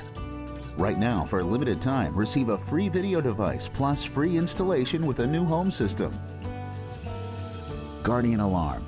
We protect Michigan.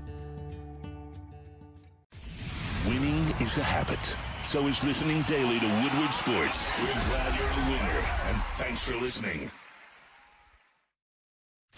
Come hang with the Woodward Sports crew all throughout football season on Saturdays and Sundays to join our college football and Detroit Lions live watch parties. Inside the 5, caught, end zone, touchdown Detroit Lions! With money on the line, featuring different special guests and surprises. Start times will vary depending on the game. Only on our Woodward Sports YouTube channel.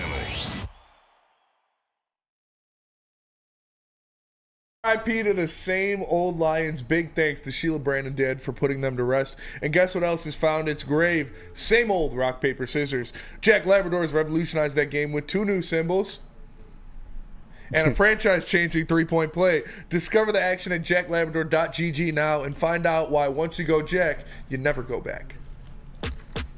What up? Welcome to Heavyweights live on WordSports.com. I'm Eazy, spin with Rax, young Chris, Unky Nick. Smash that like button, be a friend, tell a friend. This one I should have gave you a heads up. Chris, were you able to grab the redraft stuff? Not the redraft stuff, but I got the video for. Oh, are we not doing that? Wait, which video? The running back one. Yeah, what do you want to do? Redraft? You want to do Jack Labrador to see which one we do? What running back thing? The Eckler one. Oh no, I was talking about the. Well, all right, let's do this actually, because this is actually a question that I legitimately have. As much as we're talking about acquiring like a free agents at like defensive end, defensive tackle, and cornerback, do you think?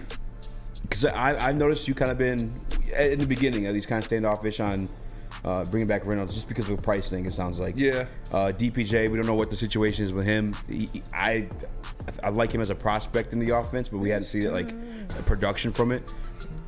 There's no answer at the wide receiver 2 spot outside of Jameson Williams, so maybe the wide receiver 3 will jump down to. Do you think we're kind of like not talking about that being an acquisition enough? The wide receiver position? Baby. I think Jameson Williams is the wide receiver 2 on this team. I think you look forward to wide receiver 3 and who's going to fill in there, whether it be Khalif Raymond or whoever you keep between a Donovan Peoples-Jones or Josh Reynolds. I think that's a very serviceable option at wide receiver 3. on top of the other pieces you have. Like, you've got Sam Laporta. You've got Jahmyr Gibbs. You've got David Montgomery. It's not just a wide receiver offense. And I think having two very good wide receivers in Amon-Ra St. Brown and Jameson Williams is enough to complement the other pieces. Maybe you draft one late, but also we got Antoine Green. Maybe he could step up and to be a different part of this offense going into next year, but I'm not too worried about wide receiver. No, I'm not really worried about it, but I just feel like we're underselling it as like a possible addition for the team. I said it I think last year before the draft that I would draft a wide receiver every year. Like at least one somewhere in the draft. Yeah. Because you never know what you're going to get with those late round wide receivers.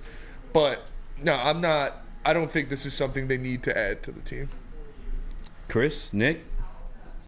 I know he's doing the things. So I guess, Nick, are we underselling the possible need at wide receiver with Josh Reynolds being a free agent and DPJ being a free agent? If it ain't broke, don't fix it. Bring back Josh Reynolds. I mean, it was broke in the NFC Championship game.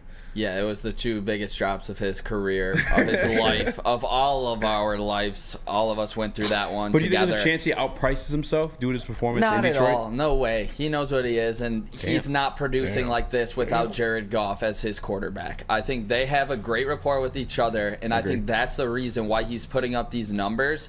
And obviously, Jared Goff trusts him. He went to him in two major spots in the NFC Championship game. Sadly, he did not pull through from us, but I'm not going to take away from what he did in the previous two games in the playoffs and the whole entire season. I believe he is the number 3 wide receiver on this team moving forward because of his relationship with Jared Goff. I'd sign him for a 2-year deal at a reasonable price. I'm not sure what his projected cap is. I don't know if you guys know, but I would re-sign him because he means so much to this quarterback. Mason I'm giving up on that name. Mason Arlo says, don't forget about Khalif Raymond. Mason Arlo. Who's always open. Yeah, Khalif Raymond is a very good receiver as well. That's but like different for a third different role in the offense though. Like I think Khalif's always giving those like either it's real deep or like right underneath where it's like Khalif is going to. Well, what else do you need for a wide receiver 3? Well, I'm just saying like Josh doesn't run those routes. Yeah. I think he was given a couple in 22. Remember he had that drop. I think J-Mo can fill into those routes. That's a good point. I think, like I said, but Khalif's coming back. Yeah, for sure. But you talking like, about the Khalif? routes that Josh Reynolds Okay. runs, I think J-Mo can fill into some of those routes where it's, you know, those a 10-yard in or a deep hitch or a deep post or something like that. The routes you normally see Josh Reynolds run, I think J-Mo can take care of those as the wide receiver 2 on this team. If you bring him back, I'm not going to be mad or pound the table if they bring him back. Like, he's definitely got the rapport, and I'd be fine with that at the right price. But so you're good with like just either one, him not coming back and not acquiring like anybody else? Yeah. Either or I'm fine with. Yeah, well, I think you should re-sign one of him or DPJ. Yeah. But if they didn't, you're like, okay, makes sense. Yeah, if they didn't, I'm not too mad about it. You got enough weapons on offense that you can bring in a guy like I said, maybe Antoine Green steps up. That was a great point. Maybe you draft a big body receiver in the later rounds. Yeah, I thought Antoine Green was going to like eat as soon as this season. Yeah. I was kind of surprised. I think everybody was kind of surprised by the DPJ trade because like there's one room you didn't need bodies in. It felt like it was the wide receiver room, but that's what they grabbed, and it made me like I guess question or rethink like what they thought of Antoine Green or where his like skill was at, or I guess understanding of the offense because it is kind of complex. Yeah. Yeah, it's something I feel like we haven't been talking about enough with how as much production Josh Reynolds has given us. As I mean, this year, if I'm not mistaken, I know I say it every day, but I haven't actually checked. Pretty sure he's wide receiver 2 for us this past year. Reynolds? Yeah. Yeah, I think so. And maybe J-Mo catches up if he played all 17 games. He would have. Man, the NFL literally tried to bring in that thing for us. That's shout out. Except for the Dallas game. Fuck you guys. Yeah, fuck you for that. For sure. That's a fuck you forever. Did you see that Honolulu Blue is in the Super Bowl? I did see picture that. For next year. It's in the top half of the logo though. It's Honolulu Blue and like orange. It's like orange, yellowish. Bengals. I was thinking Chargers. Bengals, Chargers. Yeah. Broncos. I mean, nah. It was like yellowish to me. Yeah. There's some orange at the bottom. I mean, do you think that thing is debunked, by the way, too? Yeah, it's definitely debunked. Because of this season? Yeah. I did see someone say it's because Taylor Swift has like a purple album cover. Yeah. You know, I peeped on Ermanni and Edwards. By the way, I love Ryan Ermanni because he's full of surprises. He follows O'Shea Jackson, Ice Cube's son, on Twitter, I guess. Yeah. I didn't take Ermanni as an O'Shea Jackson fan. He's a good actor. Yeah, he's a good actor. O'Shea Jackson. It might actually still be in the downloads if you want to check, Chris. I'll look. But he had the tweet there's another conspiracy now. It's like the number 13. I guess Taylor Swift was born on December 13th. Oh my God. Her very first album to go platinum did so in 13 weeks. She just won her 13th Grammy. Her next album is named 13. Brock Purdy, number 13. And then it was also, I believe, it's Super Bowl 58, if I'm not mistaken. 5 plus 8. 13. And she's also had 13 failed relationships or whatever it is. Oh, that was Chris Platty. Let him cook. Swifties. Yeah. That was Chris Platty who said that. Subscribe to the pod. He's mad 'cause he answers DMs. Oh. Fuck no. I got a better back than her. Come on, relax. Again, that was Chris Platty. Swifties, you know who to attack. Take him out. All that He's got a sketchy past. It'll be easy. All that 13 shit's ridiculous. Like all those videos coming out, like that's So you insane. see it too? Yes, Yeah. I've seen it all over like TikTok and stuff. Her baby daddy, Not a TikTok. MS13. What? The letter M in the alphabet, the 13th. I made that last part up. MS13 baby daddy is actually true though. What? Her baby daddy. They're for sure Taylor coming Swift for us has now. baby? No. Do you believe that? How do you buy that? How is it I crazy? said her that- baby daddy was in the gang. MS13's never heard of them? No. Oh, for real? They're like one of the most dangerous gangs. Where are they from? They're like a Latin gang, so like down south, California, Yeah. Chicago. You never heard of the MS13s? I have. I think haven't. so, but I thought Man. I don't know. You never used to watch Gangland? No. Anybody else? No. You never partook in Gangland?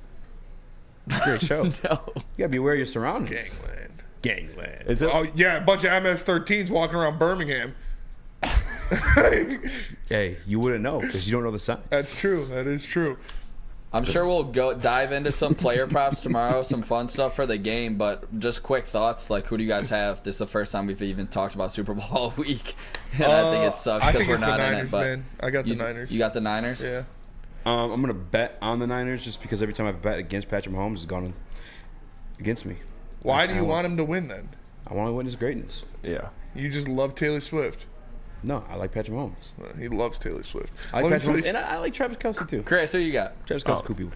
I have Mahomes, bro. You just don't bet against this guy, clearly. Gangland. The 49ers should win on paper, just like the Baltimore Ravens should have won on paper, but Patrick Mahomes is different. Brandon Dillinger talking about him like cockroaches. We got him in West Michigan.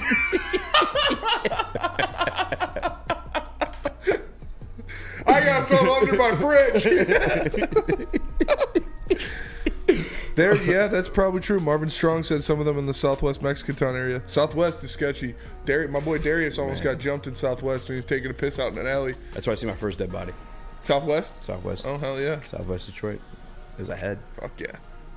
Just No. a head? Just that? No, it was just a head, but You just saw the head. yeah. Oh, hell yeah. I didn't see it happen. I was like, Hell oh, yeah. fuck. Let me tell you guys about Big Boy. Wintertime in Detroit is always better with comfort foods from Big Boy. Try the veal parmesan or the new Southern Comfort Chicken Bowl. How about the breakfast? The stuffed potato pancakes are back. The classic lumberjack or Santa Fe Garden. Also the new apple pie hotcakes that are too good to miss. Top it all off with a gingerbread shake for dessert. Stop by your local Big Boy today. We got some out in Southwest Michigan. A ton of fun, a ton of sports, and a ton of man meat. Welcome to the Woodward Heavyweights, live daily 5 to 7 p.m. on Woodward Sports.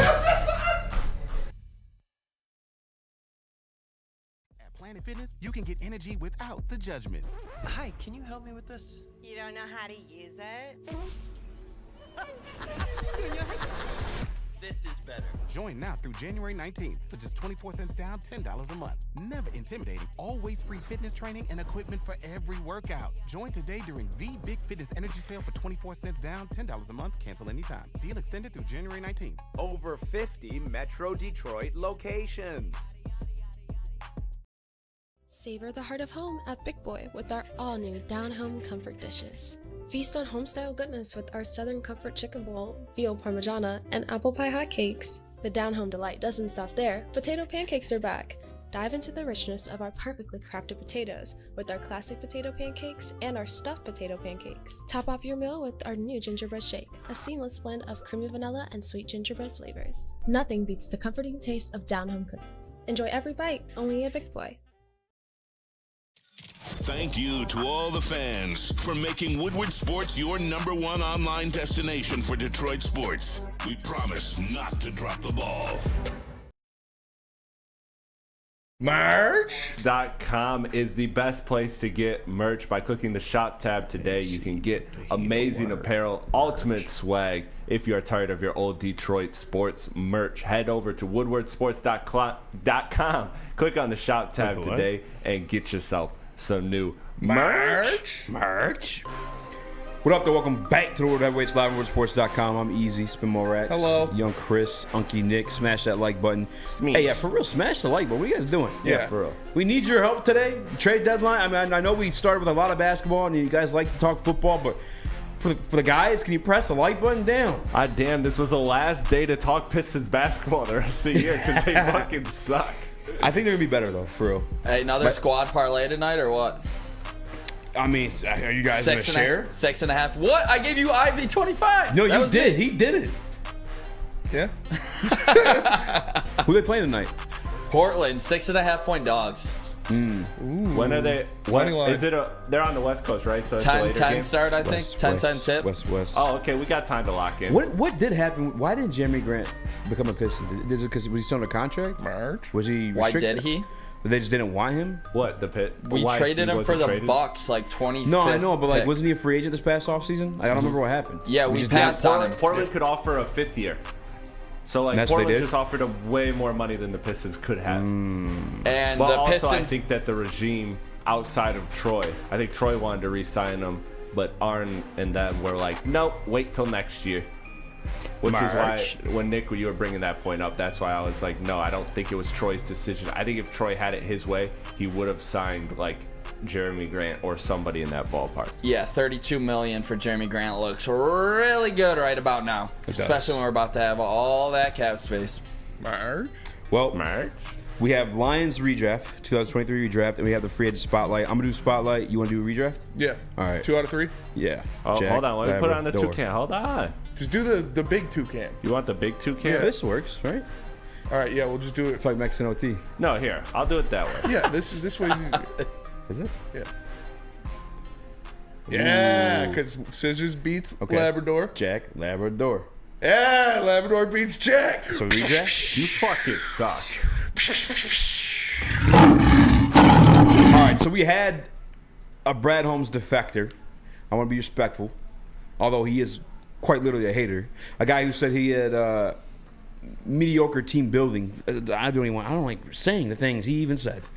However, ESPN came out with an article. It was the NFL 2023 redraft. And Brad Holmes' first 4 picks, oddly enough, all landed in the first round. Weird. For a guy who doesn't, build teams well. Man, poor building teams. That's crazy. Mediocre team builder. Got 4 first-round picks in 1 draft. Crazy. Weird. 2 of those in the second round. Very weird. Very weird things. Where do you think Bijan went? And did you already see this? I didn't see it. Bijan, top 10. Not Bijan. I apologize. Jameer. Oh, Jameer? Yeah. 13. I did see this. So you did see it? Doesn't I'm count? Biased on Gibbs. Chris, do you have it?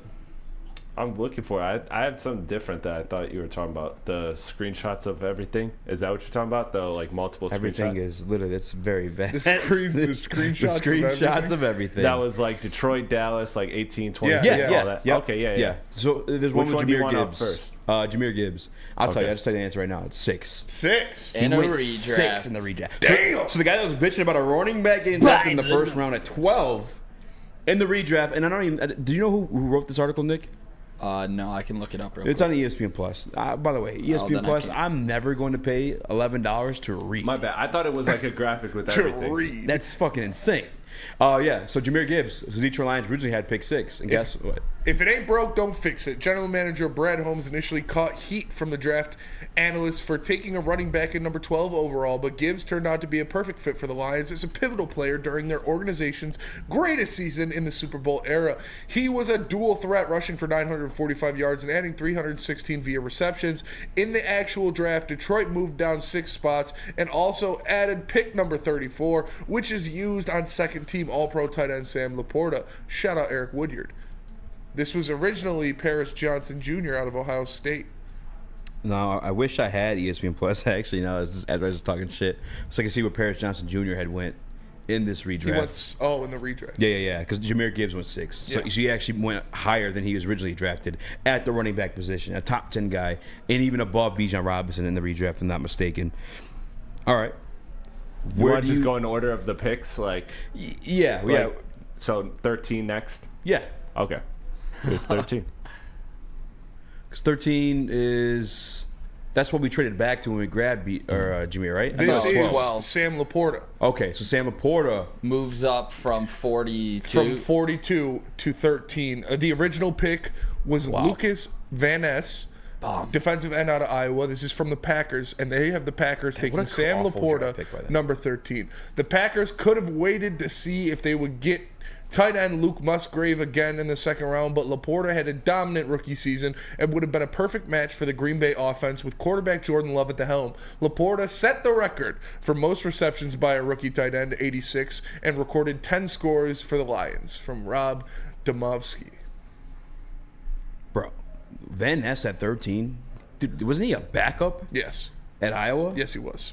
What a fucking shit pick. I think he might end up being straight, but Let me talk to you. What an awful pick. At 13? That is crazy. That's terrible. That is crazy. Nick? Yeah, in my eyes, at 13 here for Sam Laporta, I could honestly, you can look at it now that he's a top 3 tight end in the league, which we discussed earlier in the week. 13 might be a little low. He's probably going higher. I'm thinking top 10 here. Obviously, we don't have the list to see who went in the top 10, but I think 13's low at this spot for Sam Laporta. Spinning? I think 13's fine, but... What? 13, 13 makes sense, but... No, I'm with Nick. I think 13's low. Yeah, I would trade places with Gibbs. Go. I think you got to put him higher than that because you look at the picks that... T.J. Hockenson. He was a top 10 tight end. Kyle Pitts. He was a top 5 tight end. Laporta had a better rookie season than both of them combined. Give me Sam Laporta. He should be a top 10 pick in this draft, I think. I don't want to disrespect Sam Laporta. I don't want to come off. You said he's a top 3 tight end in the NFL, but he's not a top 10. Why is he not? If he's top 3 in his position, why is he not a top 10 pick? If he's a top 3 tight end in the NFL, honestly, I would have to see what's in front of me. But I think again, I said it yesterday too when we gave him his props for being the top 3 tight end. You don't like white people. No, it's a halfway situation. Yeah, Ben Johnson. Paisan, huh? I'm Paisan. Always trying to put the Italian down. I'm Paisan. You have Laporta. I don't know what the fuck you are. Laporta's skill set, and then you have freaking Ben Johnson's ability to make tight ends useful, and no matter who it's been. They're meeting halfway. Not what you're doing. They're meeting halfway. Meet me halfway. Anyway, shout to for you, Brad. Either way, Chris, you think 13's low for Laporta? Yeah, absolutely. Like I said, if you're top 3 in your position, I don't have the list in front of me, but I'm just going off of if you're top 3 in your position. I don't care how important or unimportant your position is. You're probably in that draft a top 10 pick, probably a top 8 pick. Wow. Who's next? All right. You can't yawn into the microphone. What? Number 18. It's not a good look. You're making the show sound boring. I'm tired. I've been here since 9:30. Yeah, well, just yawn away. All right, Jack Campbell was the original pick here at 18 for the Detroit Lions. But this has the Detroit Lions taking Joey Porter Jr., cornerback out of Penn State. The Lions' secondary was one of the team's biggest issues in 2023, often giving up big yardage against elite receivers. Porter would have been a great addition, as he was often assigned to cover teams' top receivers and held his own, where he earned the recognition as a finalist for Defensive Rookie of the Year, Eric Woodward. So the team's reporters did the picks, I'm assuming. I think that's because Eric's made both. That would make Eric's sense. made both picks. So where they were in that pick. Yeah. Then the beat reporter makes the pick. Okay. I like that. That is, I love that, by the way. Yes. Worth the price of admission. Anybody got $11 to use for ESPN Plus? No. Joey Porter, I obviously think had a better rookie year than Jack Campbell. Yes. Yes, he did. I will say though, I do think Jack Campbell's ceiling is similar to what Joey's probably going to be. Obviously different positions, but I really do have faith that Jack Campbell can still be something special. I think Jack Campbell's going to be very good in this league. Do you think he'll be better pound for pound than what Joey's going to be at the cornerback position? Yeah. I could see Jack Campbell being a top 5 linebacker in the NFL. So would you take Porter over him, or probably still though? Yeah, I probably would. Because position of need. Position of need, instant impact. Yeah. Nick. Yeah, I'm right there. Nicky. Sorry. Ridiculous. Yeah, I would take Joey Porter at this spot here. I would take Joey Porter. No doubt. I agree. I mean, we needed the outside cornerback. Hey, you were making faces. Are you not a Jack fan? No, I'm a Jack fan. I think he's going to be great. He got me missiled. Are you Jack on? Or... Oh, my God. I'm Jack on. Jack on! Chris?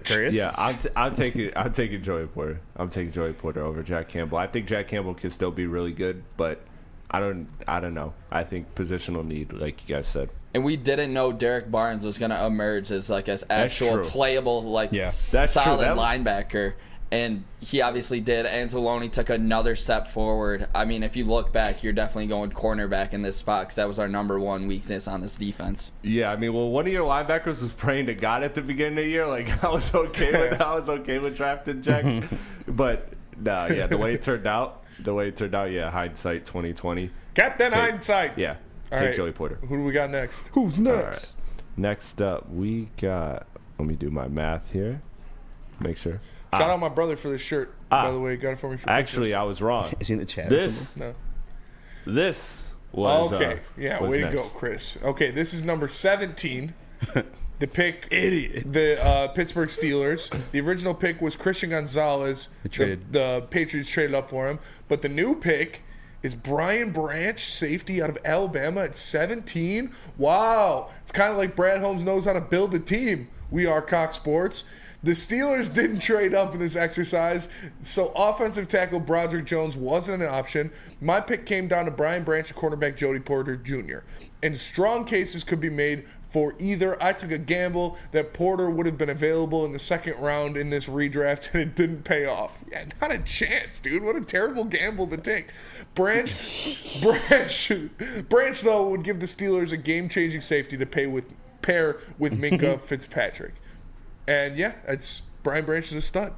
Could you imagine him in a Pittsburgh Steelers uniform? Yeah, absolutely. He'd be a Hall of Fame. He's such a Steelers-esque player. Just run up to the line, get and just completely destroy you. Yeah, he's such a Steelers type player. Like I could definitely see him playing for the Steelers. That's like the cool part too about like having like a good team and like actually like a good culture. I like Brad's continue to build that. Obviously, he's great at drafting. Is like I found myself the other day kind of wondering like what the identity of the Detroit Lions would be, because obviously right now it's offense, but I think that's a lot due to shout out to Spinney. A lot of that's due to like to Ben, as much as it is Brad as well. But I think like once Ben moves on, if Ben moves on, because he obviously clearly likes it here in Detroit, I was kind of wondering what that'd be. If it'd be like more defense guys. I think it's going to be the grit. Yeah. I think that's what the culture they're establishing is the grit. And you know what's kind of cool about that too is like the fact that you think of Detroit, it's a blue collar city, and like for that to be like I mean Pittsburgh kind of the same way. Oh yeah, for sure, very similar. I like that. All right, let's see the last one before we go to break. We got like 2 more. Actually, we got 3 more. All right, we'll come back with them then. Yeah. Let me tell you about Lady Jane's. Come into Lady Jane's Haircuts for Men for an award-winning haircut experience and automatically enter to win a trip of your dreams and all expenses paid suite for the NCAA tournament. That's right, no expenses spared for you and 5 of your best buds. Lady Jane's Haircuts for Men, open 7 days a week. Walk in anytime. It's wicked awesome.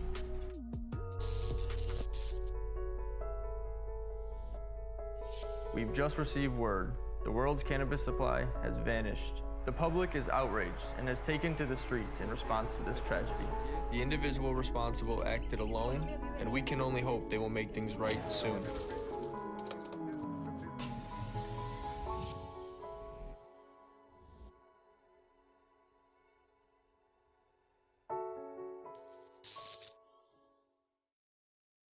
You have an opinion? Make sure it's seen and heard. Corner, jumper, tweet us, hop on the YouTube chat, slide in the DMS at Woodward Sports on all social media. How would you like to win not one, but 2 vehicles of your choice? One for you and one for your wife, your girlfriend, or your best bud. Get to Lady Jane's today for an award-winning haircut and automatically enter for your chance to win. Courtesy of Les Stanford Buick GMC of Ferndale. Lady Jane's, open 7 days a week, walk in anytime. It's wicked awesome. happens when you run a great business for over 50 years. You expand and offer more products to more people. That is what Les Stanford did by adding Les Stanford Buick GMC. The same great service the customers have come to know and trust on Woodward Avenue, just south of 9 Mile. Check out Les Stanford in Dearborn and Day and find the brand you want at lesstanford.com. Les Stanford. One shot me, Chris. Find new roads. Everywhere you look, everywhere you go, somebody who needs you. What up, welcome back. When you're lost out Let's go. there and you're all alone. Final Sam carving a body up. Didn't we do that for our original? Yeah, well, it was like, because we used to do like fun videos for like every day. Oh, yeah. It's every day, bro. We have Rogelio in the goat mask. Yeah. Okay, I was like doing a dance. I was like, oh, that's your dance you're doing, huh? That shit was funny. I looked at, because you guys said Sam Laporta would go top 10 in every draft. Tell me who's getting kicked out. All right. Number 1, CJ Stroud. Yes. Not like he is number 1. Oh, okay. All right, who's getting kicked out? Oh, okay. All right. Number 2, Anthony Richardson. No. Number 3, Will Anderson. Wait, No. AR's number 2 Yeah. in this redraft? Yeah. Yeah. That's crazy. That's a little early. I don't think it's crazy. He I don't think got it's crazy. hurt already. You think His he gets first kicked year. out? He hasn't proved Yeah, I anything. mean, he got hurt. Stafford got hurt. Go watch his highlights from this year. Brian Lentz in the back is an Anthony Richardson stan, and so we were watching his highlights, and it was like 2 minutes straight of highlights from one game. It was like the one Rams game where he was just throwing frozen ropes and fucking running people over. I was like, yeah, it's pretty fucking good. No, he's But is he durable? It's crazy. We talked about that too. I was like, it's crazy that Josh Allen plays like that and just doesn't get hurt. It's wild. Like he runs with reckless abandon, lowers his shoulder, like destroys people, and doesn't get hurt. Like he lowers his shoulder and then still throws on it all day. And I understand, like he's a big ass dude. Yeah. And like so is Anthony Richardson. Like he's a big ass dude. If he doesn't cash in a Super Bowl, how old is he? I don't think so. Nick, will you look up how old Josh Allen is? Because like, if he's in cash winning like soon, that's going down. Like, you think he's one of those players that has like an early prime, just because of the physical. He's way too physical. He's going to be 28. He's going to be 28 at the start of next year. If you don't cash one in like these next 2 years, it might be a wrap for Buddy. All right, who's next? All right, so CJ still in top 10. Anthony Richardson still top 10. Number 3 is Will Anderson. No, he's staying. All right, Puka Nacua. He stays. Wow. Yeah, I didn't even think about that. Devon Witherspoon. He was number 5 in the redraft, which I think was where he was taken. Yeah. Number 6, Jahmyr Gibbs. Yeah. Who would go first, you think? Gibbs or Witherspoon? No, Gibbs or Laporta. Gibbs. All right. Nick? Laporta. Wow. Is that really shocking? Are you? Is that really shocking? Yeah. Coming from Nick? Stop it. You guys are the worst. He's drafting Luke Van Ness, too. All right. There's something about him. So I'm not too familiar with this game, but he must have been still really good. Paris Johnson ended up catching it at 7. He's very good.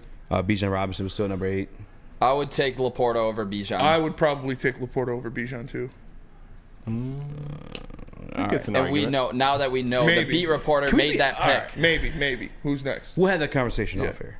Jalen Carter ended up going number 9. Fell off at the end of the year. I think Christian Gonzalez rounded out at 10. I'm taking Laporta over Gonzo. As much as I love him.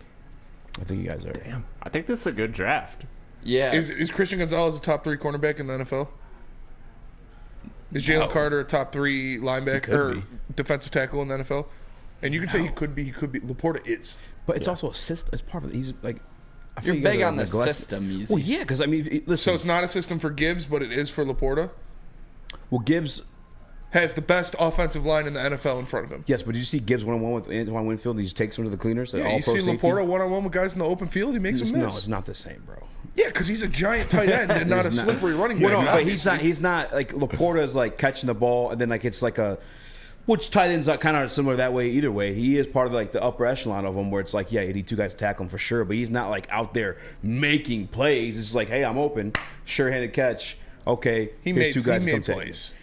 Bro, highlight plays on the C. I forget who it is against. He caught one on the sideline made the catch, broke a tackle, and ran like 10 yards for a touchdown. The Broncos? I think so, yeah. Yeah. Like, he makes plays. All right, keep going. Let's get another highlight in there. I don't know, man. That's what I'm saying. It's assist. I mean, like, he's still good. I'm not, like, diminishing that. But it's half and half for me, if I'm being honest with you guys. All right, who's next? All right, next up. Who's next? We have this one. Eazy does hate Italians. 26, Dallas Cowboys. You say you're everything. The original pick was Mozzie Smith, Flannel's boyfriend, defensive tackle out of Michigan.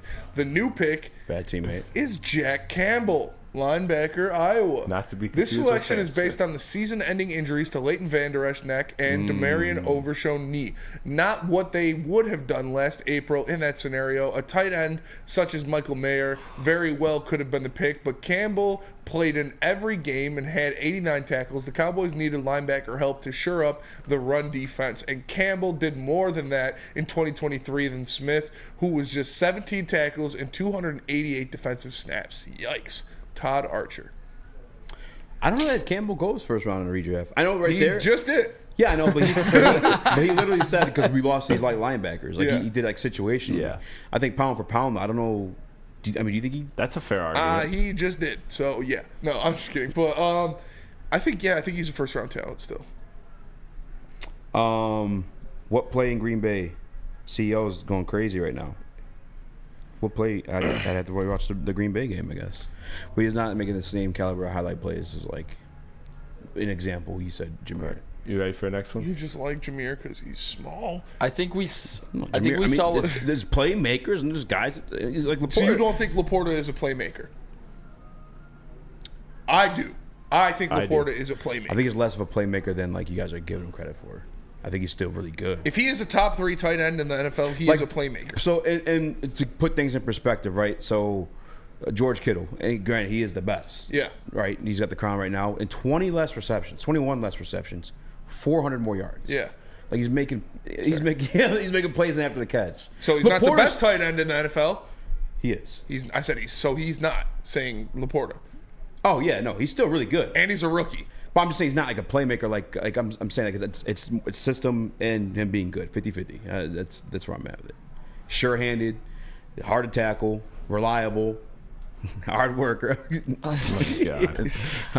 rat. Yeah, film nerd. No, honest to God though, very, very, very, very, very smart. That's a very complex offense to grasp. He picked it up very fast. Easy. I think a reason why Jack Campbell still is a first rounder is he did show the flashes, and in the one game that we saw Anzalone not in there, he had 9 tackles, 2 TFLs against the Saints. He was very good in the first game where he ever started at middle linebacker. I think he definitely showed flashes this year where he shows top linebacker potential. Yeah. Do you think that's worth a first round pick though? Is the question. I'm trying to find out right now who were the other, I guess 6 or 7 pieces behind him. Like who was like 27, 28, 29, 30, 32. If I would take them over him, because I obviously like reading that guy as example or reason for taking him was very much situational. Than like, oh, he's great. Or, you know what I'm saying, like that. I think Jack is going to be great. Don't get me wrong. You just hate the big white guys. All right, who's next, Chris? I am the big white guy. Yeah, you're everything. Next up, we got the Detroit Lions at 48. The Detroit Lions pick at 48. The original pick was Cody Mauch, offensive tackle, North Dakota State. Tampa Bay traded up from Green Bay, pick from Detroit. The new pick is Ivan Pace Jr., linebacker, Cincinnati. Wow. Initially, the Lions selected linebacker Jack Campbell with the number 18 overall pick, so this new selection makes sense, and they're still able to address this position with another breakout candidate. Pace, who was an undrafted last April, made the 2023 PFWA all-rookie team after putting up 102 total tackles, a fumble recovery, and interception while starting 11 games for the Vikings. Sounds nice. Eric Woodyard. Yeah, I mean, Pace had a great year. Pace is phenomenal. As an undrafted rookie, too. I actually, kind of surprised to see him out of the first round. He's in the first round, isn't he? Oh, no, 48. Yeah. JB just sent them all. All Lions picks. Yeah. Who's next? Next, we have Detroit again. Detroit. Number 55 via Minnesota. Original pick, Rashee Rice, wide receiver, Smoo. Kansas City traded up. The new pick. is Dontavion Wicks, wide receiver, Virginia. Ooh.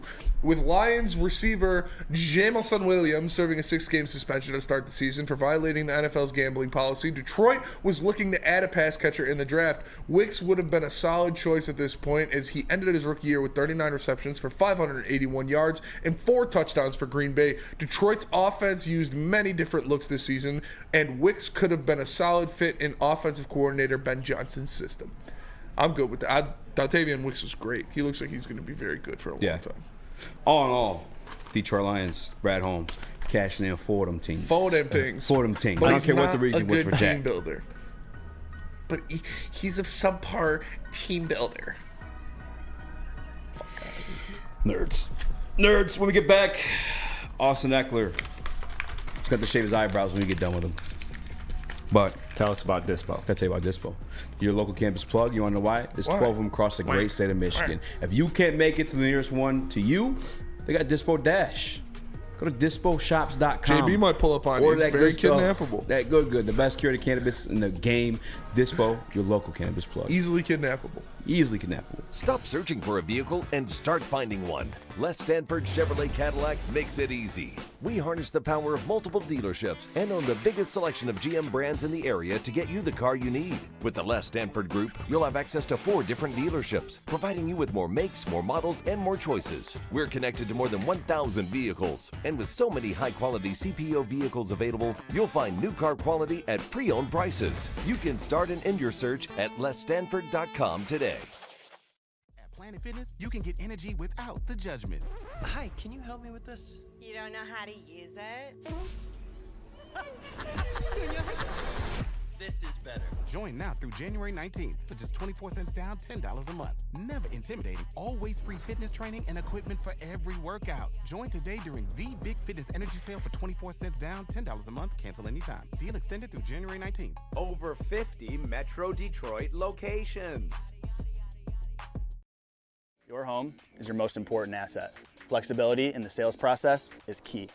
When you work with Mark White & Associates, you can cancel at any time, for any reason, without penalty.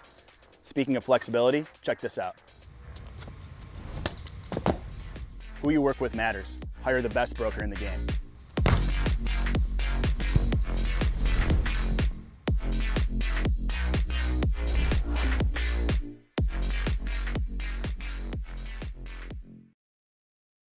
What up, there? Welcome back to World Heavyweights Live, WorldSports.com. Every boy Eazy, Joe, my guy, Spin Mo Rax, Hey, Chris, that was Kobe. Unky, That Nick. felt good out of the hand. Hey. Did it cash? Yeah, that was cash. Mailbag segment. Mail sack. Also, Actually, no. Cameron, you get that arm down. No. I tease the eyebrows. Oh, yeah, the eyebrows. Run that tape. All right, do you want me to 3-cam it or just run No, it? just 3-cam it. Okay, 3-cam it, because I'm going to clip this. Then give me a second. I'm going to clip this. We're going to clip this. Yeah, we're going to clip this. We need to put some heat behind it because it needs to happen. You want me to custom Austin music? Eckler was talking that shit to begin the season, and not in a disrespectful way, but he laughed. He did laugh. He laughed. It was kind of disrespectful. He kind of disrespectful. He laughed at the idea of Jahmyr Gibbs and David Montgomery finishing top 15 running backs in fantasy football. Yes, he did. Here's the evidence. He predicts that both Lions running backs, David Montgomery and rookie Jahmyr Gibbs, will finish as top 15 running backs this come season. on. Yeah, Come you're on, already man. saying no. Come on. Has that ever happened where 2 running backs on one team have finished in the top 15? I mean, I'm going to say no. It's never happened. Yeah, man. So that is extremely bold, and I'm saying there's zero. If that happens, I will shave my eyebrows. You heard it here first. Oh. Hey! Let's see the graphic, Chris. Hey! Let's see it. What Come happened? on. We got the graphic, Chris. Put it up there. What graphic? I sent it in the chat. You listen. motherfucker. Austin Eckler, 11. Jahmyr Gibbs, 12. David Montgomery. Big fan, Austin Eckler. You've helped me win plenty of fantasy championships myself. But I have to hold you accountable. You have. Those eyebrows, The buddy. brows got to go, bro. They got to go. And guess The brows what, man? got to go. Come in town. We got a wonderful situation going on here at Lady Jane's. Some beautiful stylists. They can take care of it for you. You got to get rid of the brows, Eckler. Because guess what? They both made top 15 PPR rankings for running backs in fantasy. And I know it's bold. I know it's a 0% chance, but miracles happen every day. And you got to come off those eyebrows, brother. Brows got to go. You got to run those eyebrows. All due respect. Again, big fan. Big fan. But you got to be a man of your word. Let's see them brows. We got to hold you accountable. We have a platform. All right, we are Detroit representatives. I'm wearing a Detroit shirt as we speak right now. Yeah, me too. And in doing so, that's Detroit in Japanese, if you didn't know. Yeah. So, but we got to hold you accountable. Come on, man. Gosh, run those eyebrows. Gosh, and if not, pull up at the light, like, nice eyebrows. Run it. If not, you're more than welcome to come on the show and explain why not. Yeah.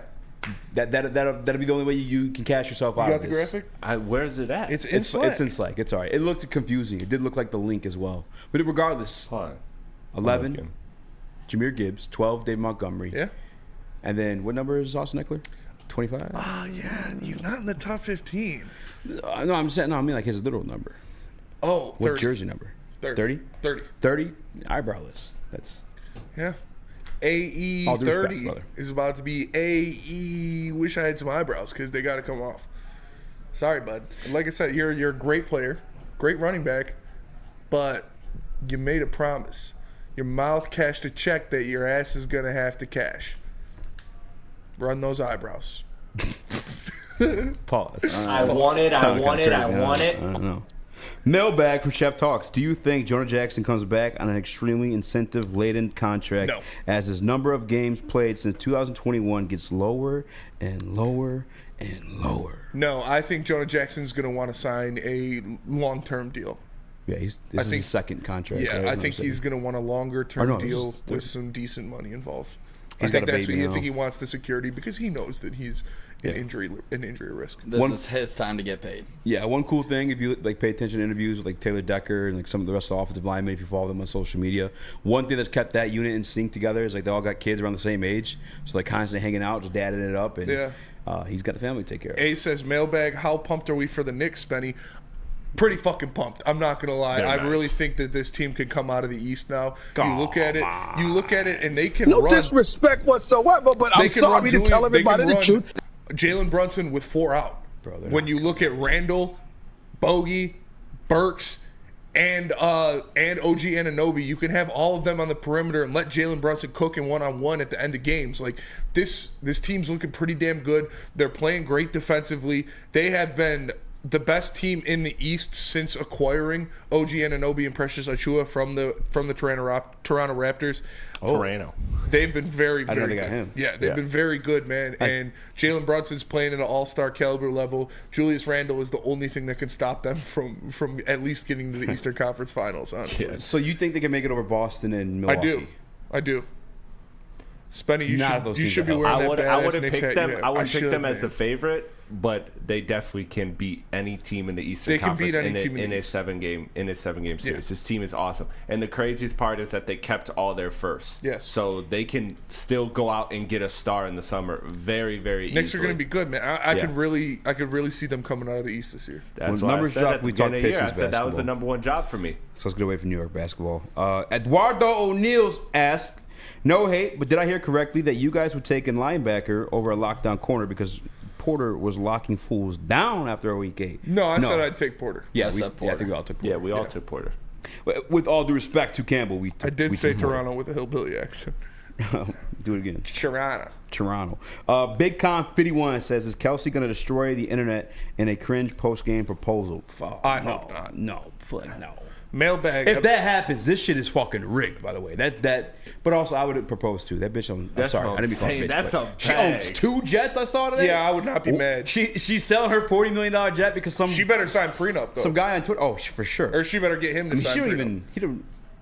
She better get Kelsey to sign prenup. I saw environmentalists are going after T Swift now. Yeah, so she's selling her jet for $40 million. About damn time. And then in the same piece that I read about it. That is the wildest thing. That was very random. Are you? I'm just over all of it. Devin the dog says, rate my logo design. We can't really see it. You got to send it. Eduardo O'Neill, mailbag, no hate. Oh, you already read that. My bad. Yeah. Brunson, dude, I honestly think I honestly think I can see the Knicks in the finals. You're a this Knicks year. fan. You're biased. We don't. No, they're nice. They're no way. undebatably a top 3 team in the East. Yeah, they're top 3. And they just got added 2 40% shooters. I'd say they're 3. And like I said, at the end of games now, they can run 4 out with Jalen Brunson going 1-on-1 with the opposing team's point guard. Yeah. Like it's a pretty damn good situation to have at the end of games. I just don't see them making it out of the East. The only team that I think Boston's a fraud. It doesn't help that I hate Boston. Yeah. And I hate the Celtics. They're not a fraud. I think they're a fraud. I think if Jalen Brown's your second best player, you're never going to win. He's in the fucking dunk contest. You're not going to win anything with Jalen Brown as your second best player. They got a lot of talent. Like I love Porzingis. Drew Holiday, I really like. He's a great player. I think they're a fraud. Milwaukee is the one team that like Giannis and Dame in the playoffs that's tough to overcome. That could get scary. Yeah. And also with Boston, I mean, I get you. Jalen Brown should not be the second best player, but if you have the 3 through 6 that they have, like that's the argument. Like now, Porzingis, Horford, White. Yeah, if Porzingis and Horford hold up, because Horford fell off a cliff last year, Porzingis has an injury history, Holiday has an injury history. That's the way I see them. But if they're healthy, I think they're far and away the best team in the East. But New York has a shot against them for sure. Yeah. Absolutely. I want to give Nick a chance to redeem himself. Who's more of a playmaker, Laporta or Gibbs?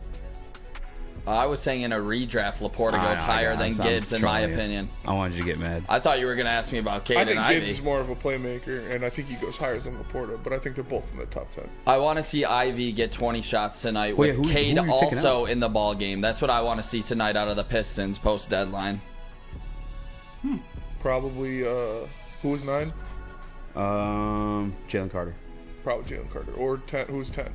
Gonzalez. Oh, yeah, Gonzo for sure. What'd you say one time, Nick, about the Pistons? I want to see Jaden Ivey get 20 shots tonight, even though Cade is supposed to be playing. That's what I want to see. You hate Cade Cunningham. That'll do it for us today. Appreciate you all tapping into the Woodward Heavyweights. 1A. Make sure you smash that like button, share with your friends, send it to your grandma, tell her it's an awesome watch. For Eazy, for Nick, for Chris, I am Spencer. We're the Heavyweights. We'll catch you guys tomorrow. Logos gas. Ooh, we drinking on Friday?